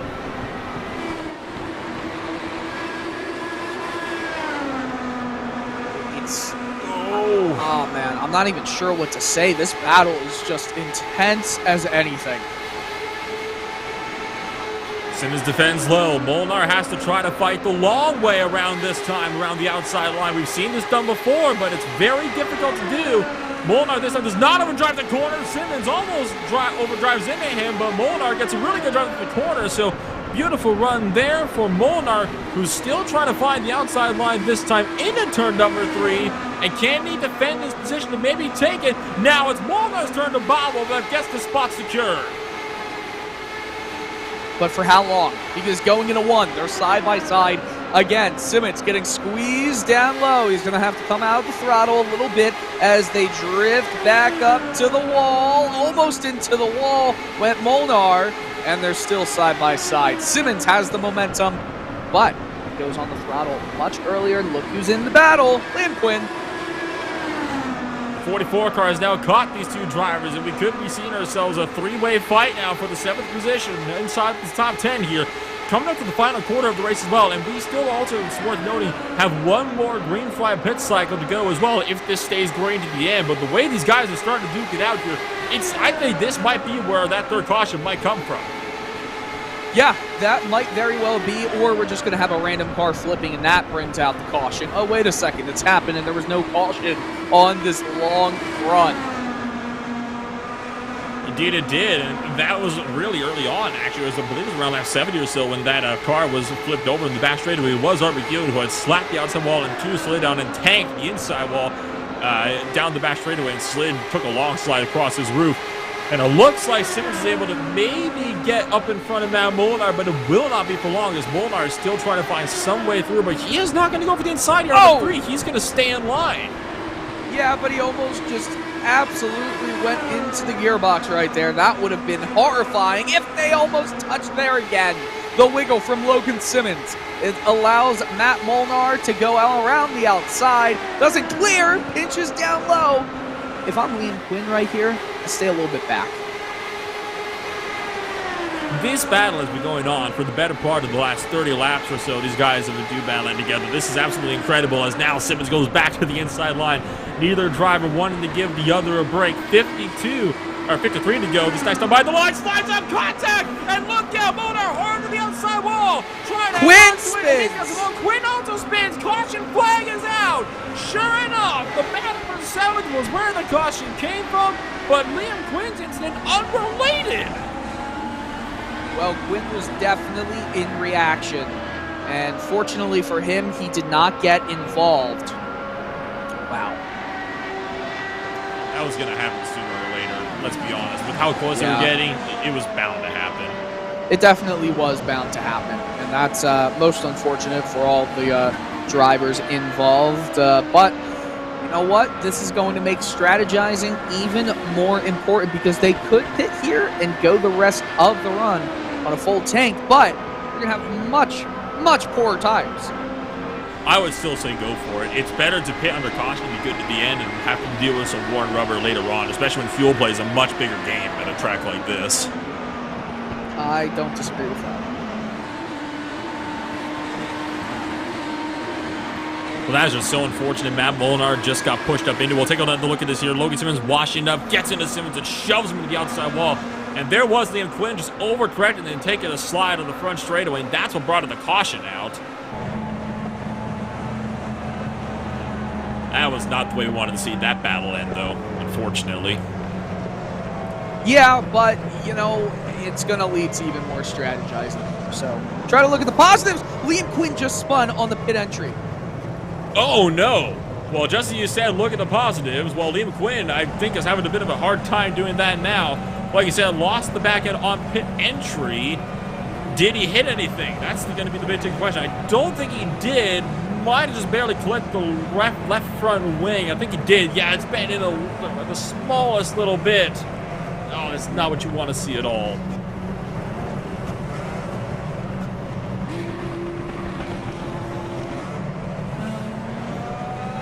And Andrew Aiken comes out with the lead, up 25 spots in the 27 car, out in front, on board here with Liam Quinn for the replay. Just downshifting it right there. Oh, yeah, he did. The wall. I didn't think he hit anything right there. Wow. So that left front wing is damaged, meaning that that entire front wing would have to be replaced. Did he get it replaced? It looks like he did get it replaced. Well, it only adds an extra 5-6 seconds to replace the whole front nose cone on the car, so I don't see why you would not replace it under caution. And he's still on the lead lap, which only 13 drivers are on. Look who still has a chance to win this race, Stefan. Our very own. Spun out to bring out the first caution on the day, and he's done a great job to recover up now to the 11th position. Now up 2 from where he started today. Wow. Exactly one quarter of the race to go. I'd love to see him in a battle here, just so we can mess with him if something wrong goes for him. No. You're pulling the me card from RSR. Yeah, that's what you want me to do. You want me to spin in an RSR race that you're commentating over. Oh, no, I don't want you to. I don't have to want, because you do it anyway. Need I remind you of this is where you spun twice on pit road? I didn't spin twice. I just No, overshot. you overshot your pit stall twice. Yeah, that's right. I think this is where Hugo really is crying. Well, let's take a little run through the field here. We'll reset things again. Andrew Aiken is out in first. 25 spots gained, the biggest mover on the day. Joshua Chin, pole sitter, is down to second. Schwarbauer is up in third. Hoffman is in fourth. Shoemake in fifth.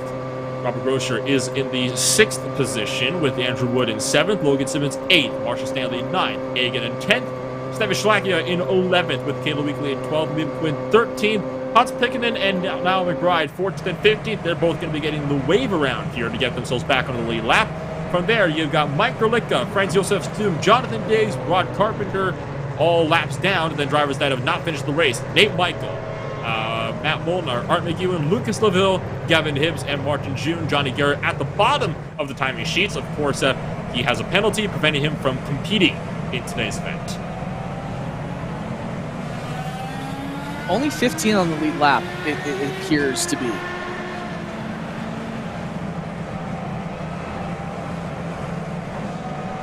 And now there's no more pit strategy to go here. These guys are going to be good to go to the very end of the race. Now, another caution, on the other hand, that might throw things up altogether, because that means it could even be changing what lap this race ends on. This is true, which completely changes it up. Once we go back green, I'll be able to do some math. You and your math. Why do you like making my head hurt? I like Is this revenge stats, for all yes. the jabs I make at you? I'll say it's revenge, yes. I just sit here with the calculator on the side of my screen the entire run in case I need to do anything. I'm not good with the whole math in my head. I totally get that. So Andrew Aiken up in front. He did not set a qualifying lap today. I believe he was one of the drivers at the start of the day. He was one of the drivers that had to start from pit road, and well, he's leading the dang race now. So imagine that. You start from pit road and you go up and end up leading the race. 25 spots gain. He's going to be the one to lead them down to the green. Your control car, the number 27 pace car, pulls down to pit road. Andrew Aiken now off of turn number 4. We are green for hopefully the final time of the day. 48 laps to go. Joshua Chin really defending there for the second position as Willie Schwabauer makes the dive for second. Will he be able to make it stick? It looks like yes, he will. Andrew Aiken in the lead of the race. He wants these drivers behind him to fight, but Joshua Chin, he is trying to deal with Willie Schwabauer, who will go down low. He's not side by side. He's going to get cut off a little bit by Chin and lose momentum.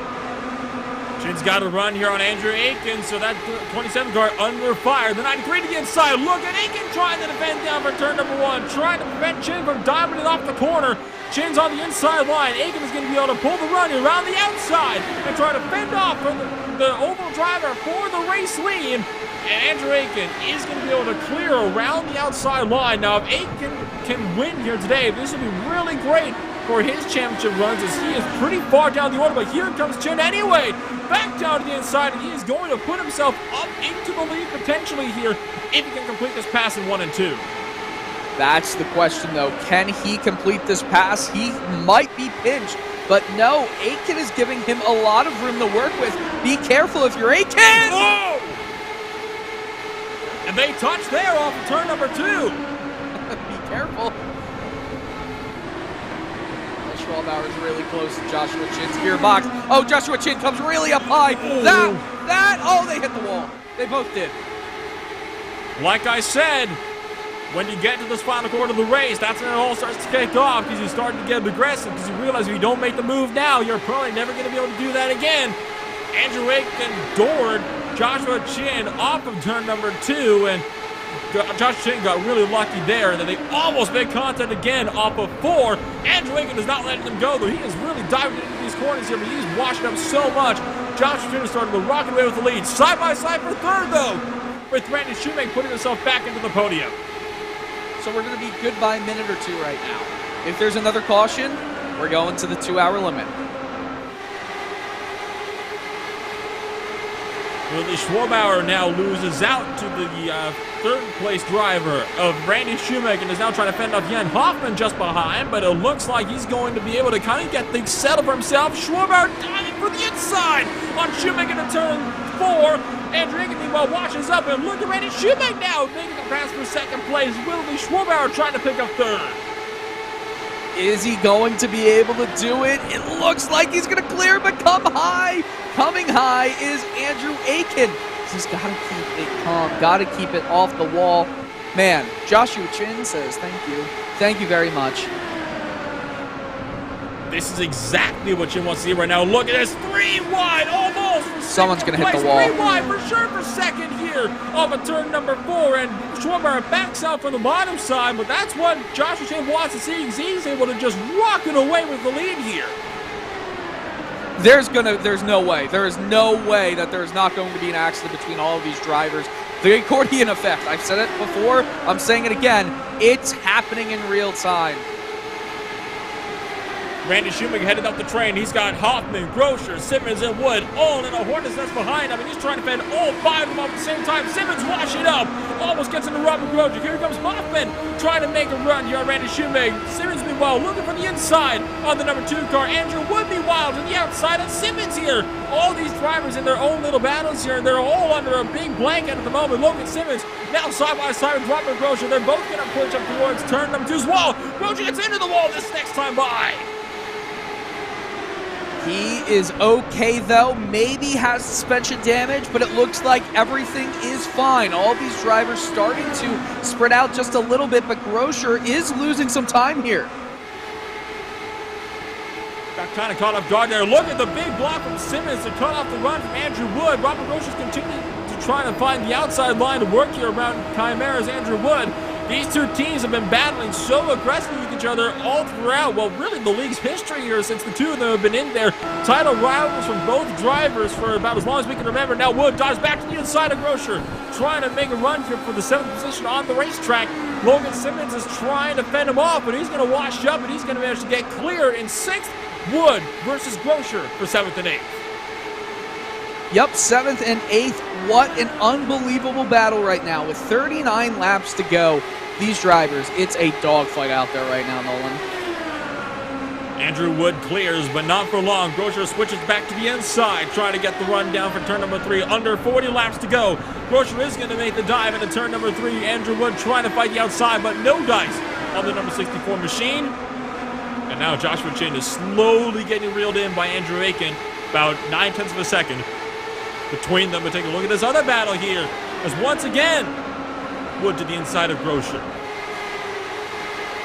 Nolan, do you have a glass of water by your side? Because this racing is just, it's taking your breath away. It's unbelievable right now. It is. Everybody wants to not really just win this race, but just get another position in the bag, because we are seeing how difficult it is on green flag runs to make up a good handful of spots.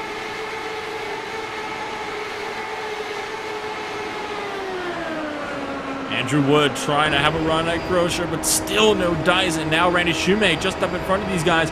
He's starting to close in on Willie Schwarbauer in the battle for 3rd out there. He's looking for the inside and the run towards 3, but Schwarbauer's just going to barely cut him off as they dive it in for the final corner, and a very, very tight one at that in comparison to 1 and 2. But that causes Schwarbauer to really wash up. And once again, Shoemaker's going to get a massive drive all the way down the straightaway. Even from this head-on shot, you can still see how quickly Shoemaker's closing in, with Jan Hoffman just behind.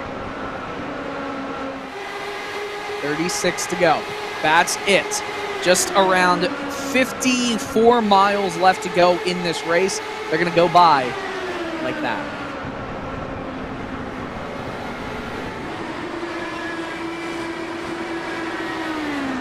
So Hoffman and Shoemaker, what can they make of themselves here? This is going to be a great fight here if these guys can manage to start to really kind of get themselves up here. Hoffman is just barely waiting in the wings from the number 3 car, trying to find a way through to pick himself up 4th and then maybe have a run to the podium here. And you can still see the gap is still continuing to close between the leaders. It's now down to under 7/10 of a second.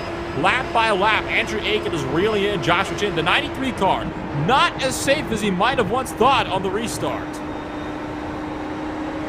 Yeah, not at all. And you know what? These drivers right here in this kind of like line that we've got formed up right here, I think right now it's just biding your time, making sure that you keep the car clean, kind of cooling the tires down a little bit, and then going for another run.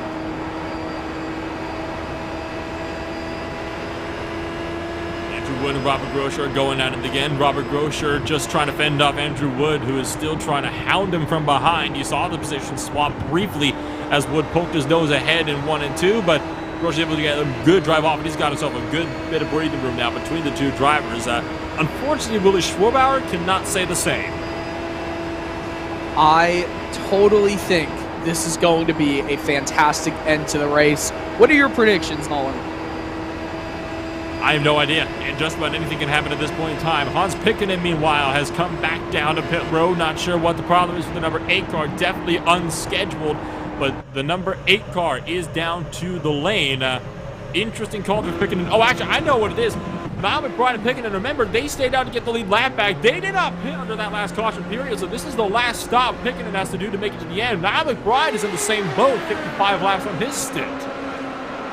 Meanwhile, the battle is on here between Grosjean and Wood once more. You have to wonder here, I mean, how badly are these tires going to be screaming in a few laps' time? It's going to be bad enough that maybe going into the pits and maybe getting lucky is a better strategy, because you're still going to be, for somebody like Niall McBride, who's back in 14th, it's not a bad strategy. It's a wall, hard inside wall. Logan Simmons is in, caution is out. That's it. This race may very well end on a time limit now because of that one. Wow. Yeah, time limit it is. And that was all by himself, too. It was not bound with anybody. It was the bump of turn 4. Caught out another driver. It was catching him out in that battle with that we saw before with Matt Molnar. And there you saw it again. Overcorrected and slammed the inside barrier and nearly bounced up into the rest of the field as well. So 30 laps to go and about 16 minutes left on the clock. And I think you're right here. I think this is now going to be ending on a time limit and not on laps. Well, it's not about thinking anymore. It will. Yep, there we go. There's the time limit. 18 and a half minutes remaining. Under caution for the 4th time today. There were 4 cautions in the last race that they ran here at the Classic IndyCar Series at Twin Rim Motegi in 2019, where Matt Cook took the victory by a convincing 7.5 seconds. Andrew Aiken is coming down to the lane, as is Stefan Schlachter just behind, and I can expect Niall McBride to come down as well to get himself back on the cycle now that he's on the lead lap. Caleb Weekend is also coming in, so is Ethan Aiken. Marshall Stanley makes a late call to come in as well, and well, not sure what Niall McBride decided to do, but he made a bit of a jump in one of the access roads, actually. He looked like he almost lost the back end, actually, Dylan, as he was coming onto the transitioning for 3. Yeah, and now it's a question of who's going to be going to the pits, if anyone. Obviously, we see Andrew Aiken going in the pits. Oh, man, this is going to be an interesting ending. So this is now tossed everything up in the air. The race was scheduled to go for 201 laps. Well, now it's not going to happen because we still got ourselves just under 30 laps remaining at the moment, but we've only got 17 minutes to get it done. Even under green flag conditions, it's not nearly quick enough. This race will be ending, we think, under a time limit with 17 minutes remaining. Ooh. For those that are not aware of how time limits tend to work, we saw the same situation at Long Beach, but that was a scheduled time race. That means that when the clock runs out, it doesn't matter what lap you're on. That's your last lap when the clock hits 0. 16 minutes, 47 seconds. And these drivers now probably know. Actually, I don't think they know yet. They might not know. They might have it in the back of their head, but they might not know. With it going to the 2-hour limit, this is going to change the way that they race, because now they see that there is that timer on how much racing is left to go here. With 16 minutes left, I mean, right now we're seeing 27 laps left. Man, it should. Yes, the lights are still on, so we're going to have at least another 2.5 to 3 minutes, probably 3 minutes of time spent behind the pace car. That's going to bring us down to 13 minutes left, and with those being 2 laps gone, it's going to be like 25 laps. This is just craziness. This is craziness. And these are 30-second laps too, so that's about 2 laps every minute, and yeah, that is not enough. This race is guaranteed to end on a timer and not on laps, so that's a guaranteed certain thing right now. It's not a question anymore like it was before that caution came out. These drivers, they got to probably get that figured out real quickly at this point if they're trying to battle and they don't know already. Yep, and I don't think battling while you're also in a situation where you don't exactly know when this is going to end, that's scary.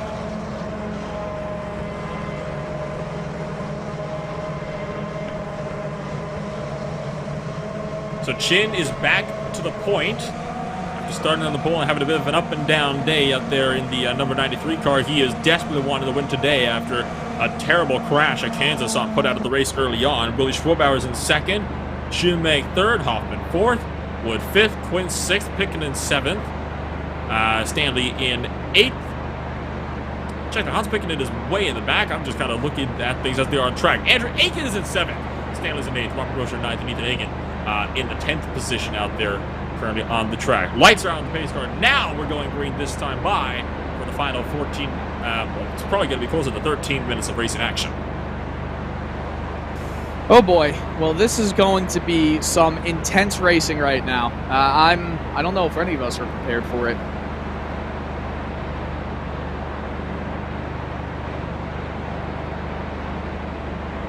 And it's worth noting as well that if another caution happens to come out, this race ends under caution. The timer will continue to say 0, but despite that, they won't officially take the checkered flag until the pace car pulls back in and they race it back to the line once the pace car pulls into pit road. That's typically how things work. Occasionally, really depending on the track sometimes, iRacing will also give them one final lap, but it really depends on when that timer hits 0. It I've does. seen both happen. I think what would happen if when the timer hits 0, it's just going to be that lap, I think. At least in this race. That makes sense. Right. I mean, we might be actually... I thought my math was correct just because I'm looking at a timer that has 2 minutes less than this one. We might be on the it might be the same amount of laps and the timer hits right as we go there. Anyway, we're back to green. Oh, whoa! Shoemake way to the inside line. Terrible restart for him. Got caught up by a wheel spin. And he is dropping well down the order. He's already back to about the 9th position down there. So Randy Shoemake, the wrong restart at the worst possible time to have it as well. Right at crunch time. Hans Pickett getting well out of line here, trying to let the lead lap cars through so he doesn't hold them up more than he has to. But for Robert Groscher, this is good for him. That's another free spot for himself here. And it's a fierce fight at the moment for 6th place on the racetrack. Yeah, for 6th place. Oh, man, he's going to go around the outside, close to the wall. Oh, did he hit the wall there? Not sure. Don't see any damage on the car, so it might have just barely gotten away with that one. Possibly no issues there, but Joshua Chin, Willie Schwalbauer, they've gotten themselves a gap thanks to Shoemake. Yeah, Schwalbauer, though, he's still trying to run down Joshua Chin, so that fight for the lead is definitely not yet over. Come to 12 minutes left to go, and rounding lap 178 right about now. So we could get about another 24 laps in under green flag conditions here, and there's still more than 24 laps to go. So it is still a dead certainty. We are definitely still going to be finishing this race on the time. Wow, this is just insane. This is all insane right now. I can't wait to see how it ends.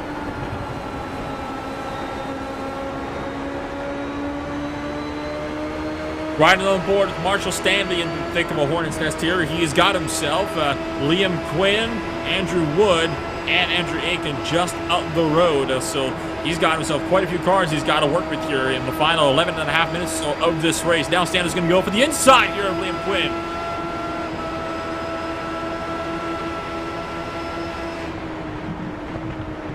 And he makes the dive to the inside there, and that's going to be a great pass from him. Randy Shoemake, meanwhile, is going to try to get around Ethan Hagen, who is going to do so nicely. Marshall Stanley does to let Liam Quinn back pass as he got the run around the outside line.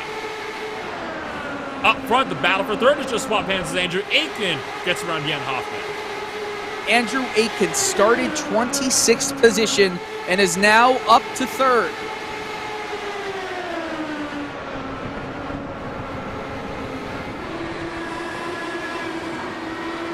Joshua Chin starting to pull a little bit more of a gap up there to the race lead. It's about half a second now between Chin and Schwabauer, so Chin might just have this race locked out if he can keep up that gap.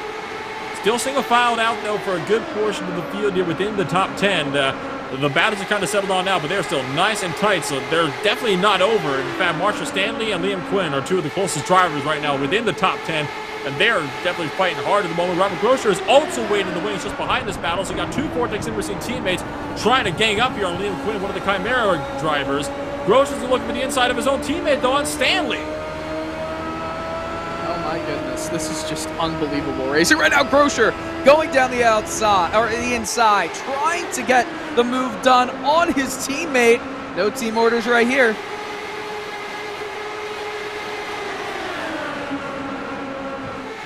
Now, no team orders at the moment, to say the least. Under 10 minutes to go. It is now definitely crunch time if these guys haven't known it now. Sure, to their spotters at this point, I've told them 10 minutes to go in this race, just 10 minutes. So these guys, they've got to really work hard now.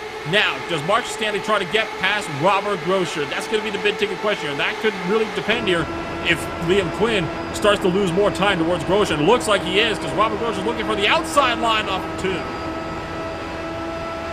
My word. Yeah, this is just intense as anything. Guys, I mean, this is so weird because it doesn't necessarily matter right now with the lap and the timer right now, because they're pretty much dead even at the moment.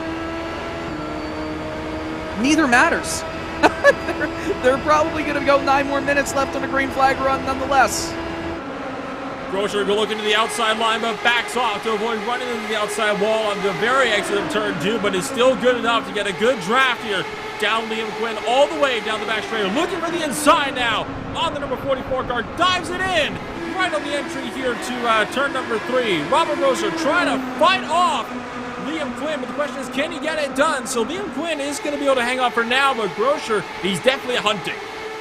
Oh yeah, he's definitely hunting, and we haven't really gotten to see much of Robert Grosher, the hunter, in this season so far. Oh man, that's just too close for comfort.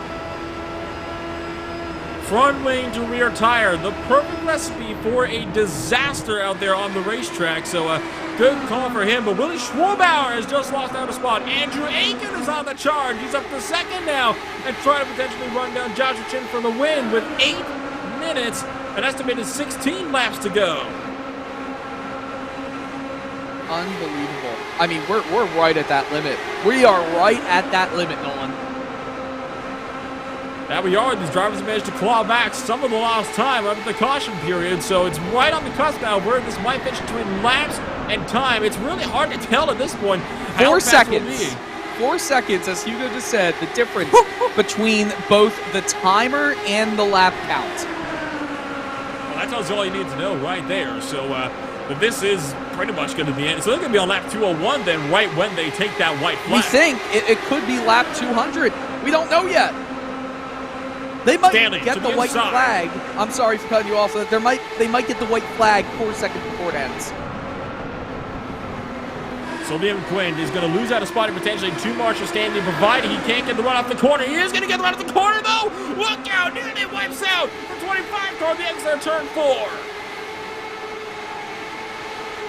Randy Shoemake is also going to try and claw back some spots. He is an angry driver after restarting 3rd, started the race in 2nd, now back in 9th. He has been great all day except for that restart issue. He has Ethan Agan, who's been sitting around to top 10 all day. He won some championship points. He's going down the inside. Will he get the move done? He does it pretty cleanly. All the battles at the moment taking place between about 5th place all the way back to 10th and 11th. So you got Ethan Agan and Randy Shoemake going at it. Just up front, you got Quentin Grosher going at it. Here's the fight for the lead, though. Andrew Agan trying the outside line on Joshua Chin. With under 10 minutes remaining, Agan goes for it on the entrance in turn 3. Can Joshua Chin fend him off? Chin flips the apron, though, and that might compromise him. Oh, comes all the way back up. Joshua Chin has lost the lead of this race. Andrew Akin into the lead from 26th to 1st.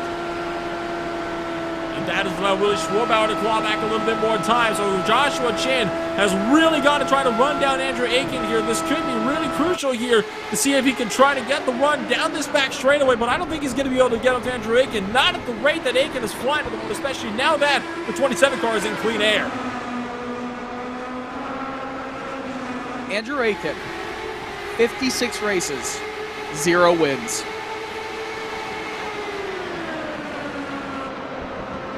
.56 races and still a 0 in the win column. He's trying to change that today.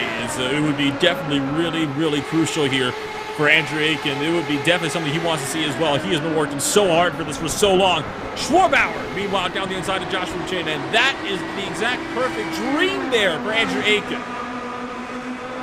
Crossing the line right now is Aiken. 5 minutes, 2 seconds remaining. There's 10 laps remaining.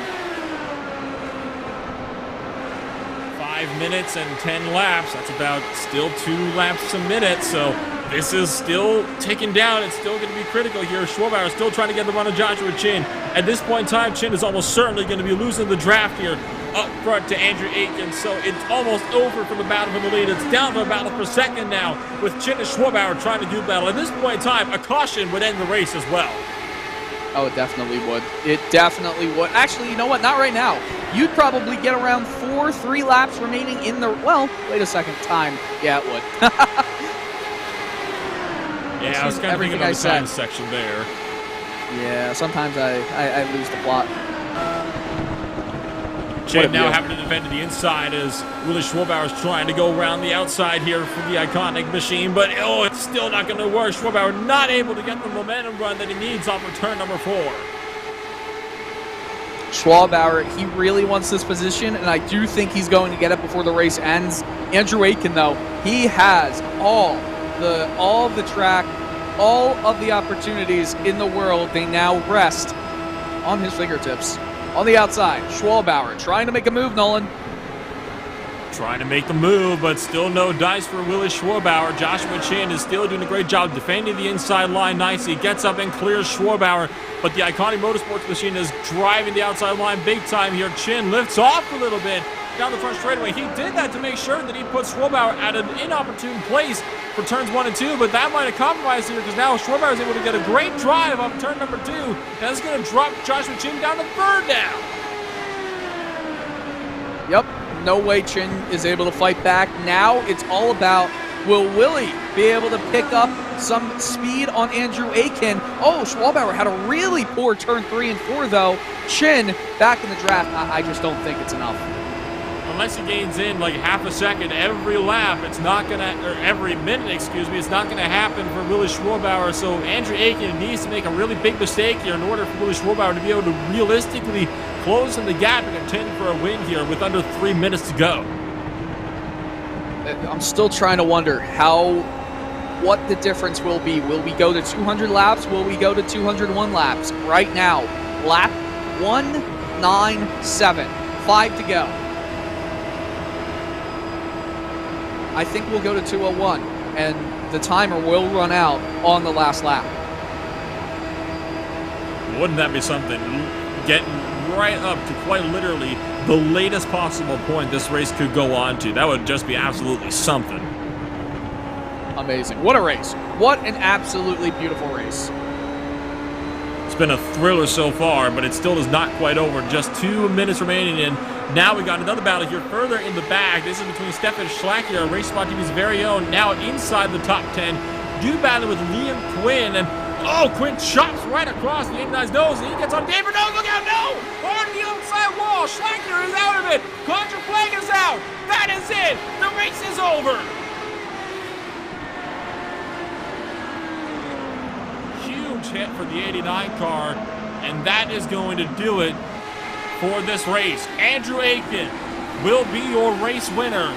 He started from pit road, he worked his way all the way up, and he'll be the victor, provided nothing happens to him under the caution period.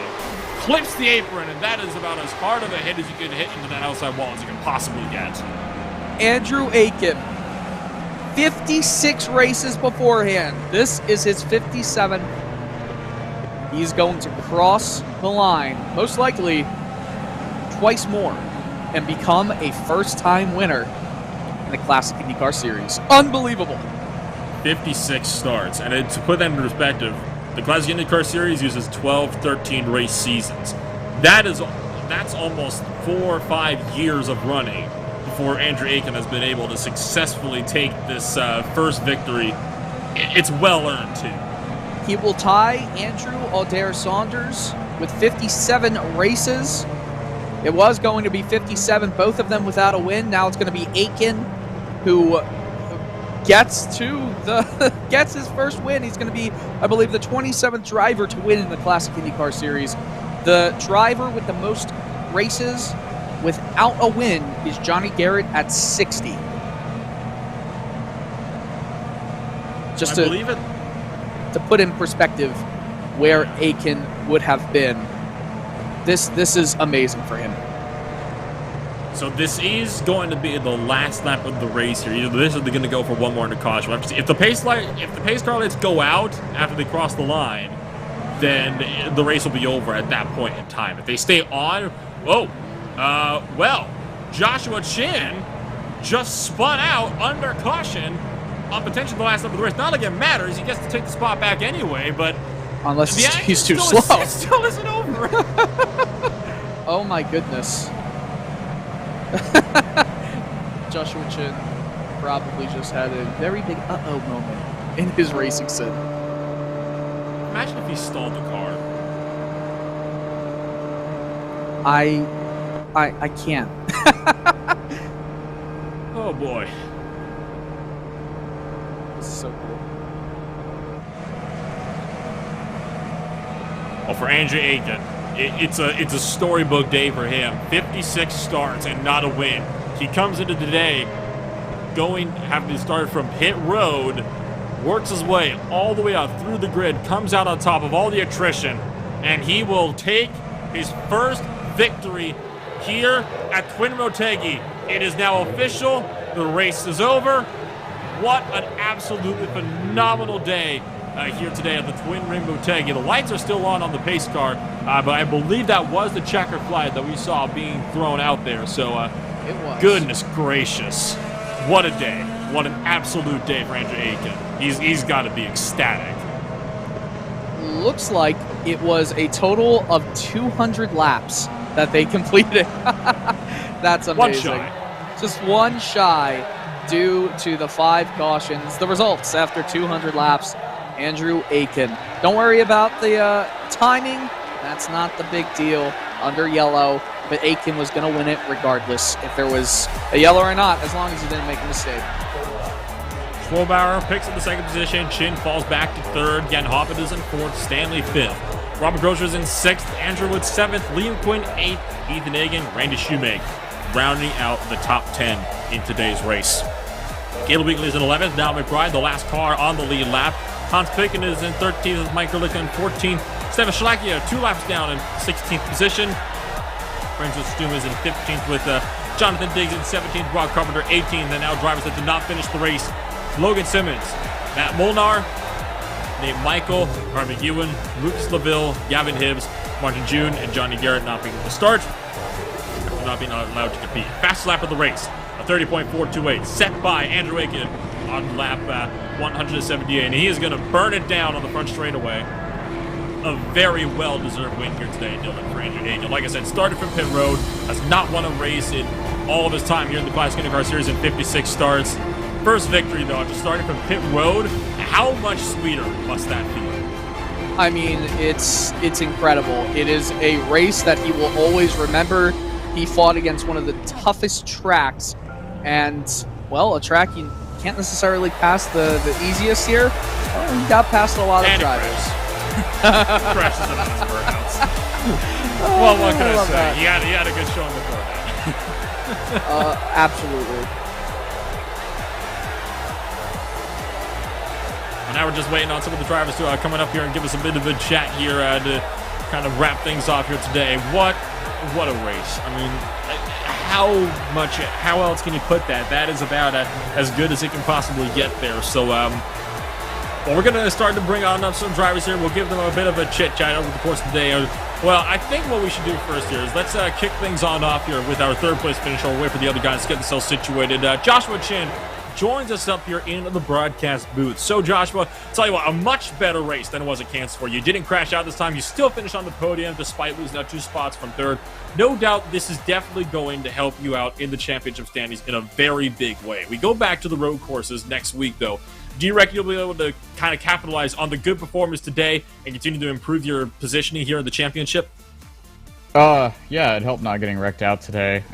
We kind of went in last minute, not really being overly prepared for the race and kind of thrashing on it last minute, and got the car where we needed it. So hopefully we can take some of this momentum to Watkins. We got a little bit of a break here for the next month with focusing on Indy. But I like Watkins a lot in this car. So today was a good points day. Made up some ground on Ethan, Lucas, and whoever else was up there. So hopefully we get the train rolling where we need to and get Watkins and Richmond and go to the summer break with some more momentum. And unfortunately, we are a bit short on time here today, Josh, so we can't spend the most amount of time talking to you. I do apologize for that one. So before I let you go here, anybody that would like to shout out for you today, who else did we passenger Chimera number 93? Shout out to everyone that helped on the team. Jamie didn't race this week. He's got some medical issues going on, but he called strategy and was great for the whole race. If we had that cycle out on the green flag stops, we would have been really good. Liam, Niall, Wood, they all put in work and practice and got us in a spot where we could actually race. The pole was an unexpected surprise, so it was nice to get. Hopefully just keep the momentum going. And thank you, Josh, for taking the time to talk with us today, and we will hopefully talk to you again in a couple weeks here at Watkins Glen. Thank you, guys.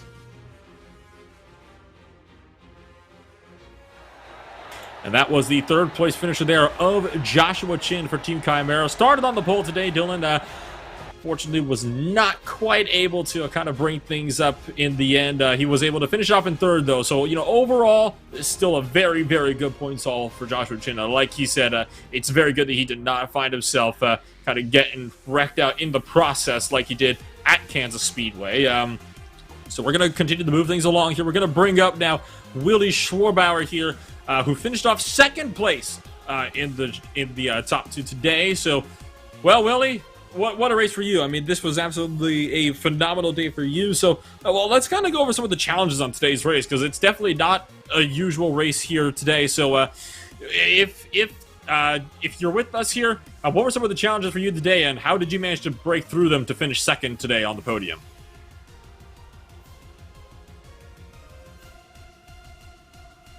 And it appears like we have some slight issues here with Willie Schwarbauer here, not able to join us, unfortunately. So we'll get back to him in just a minute here. We'll see if he can get whatever issues he's got there sorted out here. But oh my goodness, Dylan, we're still waiting to see if we can get a talk with Andrew Aiken, because that's the driver I really want to talk to today. I mean, starting on pit road, winning after starting on pit road, working so far up the order. What are your just general thoughts today after this exciting race here at Twin Motegi? Well, it was a great race, a long race that had some great moments in it, and you know what? It's a battle of the endurance, and you know what? I just had a lot of fun doing it. And well, that is going to be about all the time we're going to have for one day. Unfortunately, not able to talk with Andrew Aiken or Willie Schwarbauer. Potentially next time, though, and we'll try to get a talk with them hopefully here shortly. At any rate, that is going to conclude yet another round here with Andrew Aitken winning out the race here today after a phenomenal drive for him. I've been Nolan Rempo with Dylan Coyle beside me in the broadcast booth. Hugo is doing a brilliant job behind the cameras all throughout the course of today's race. If you want to rewatch this race, of course, it'll be broadcasted next week on ESTV on Roku. For now, though, we say farewell. We'll see you when we head back to the Americas at Watkins Glen.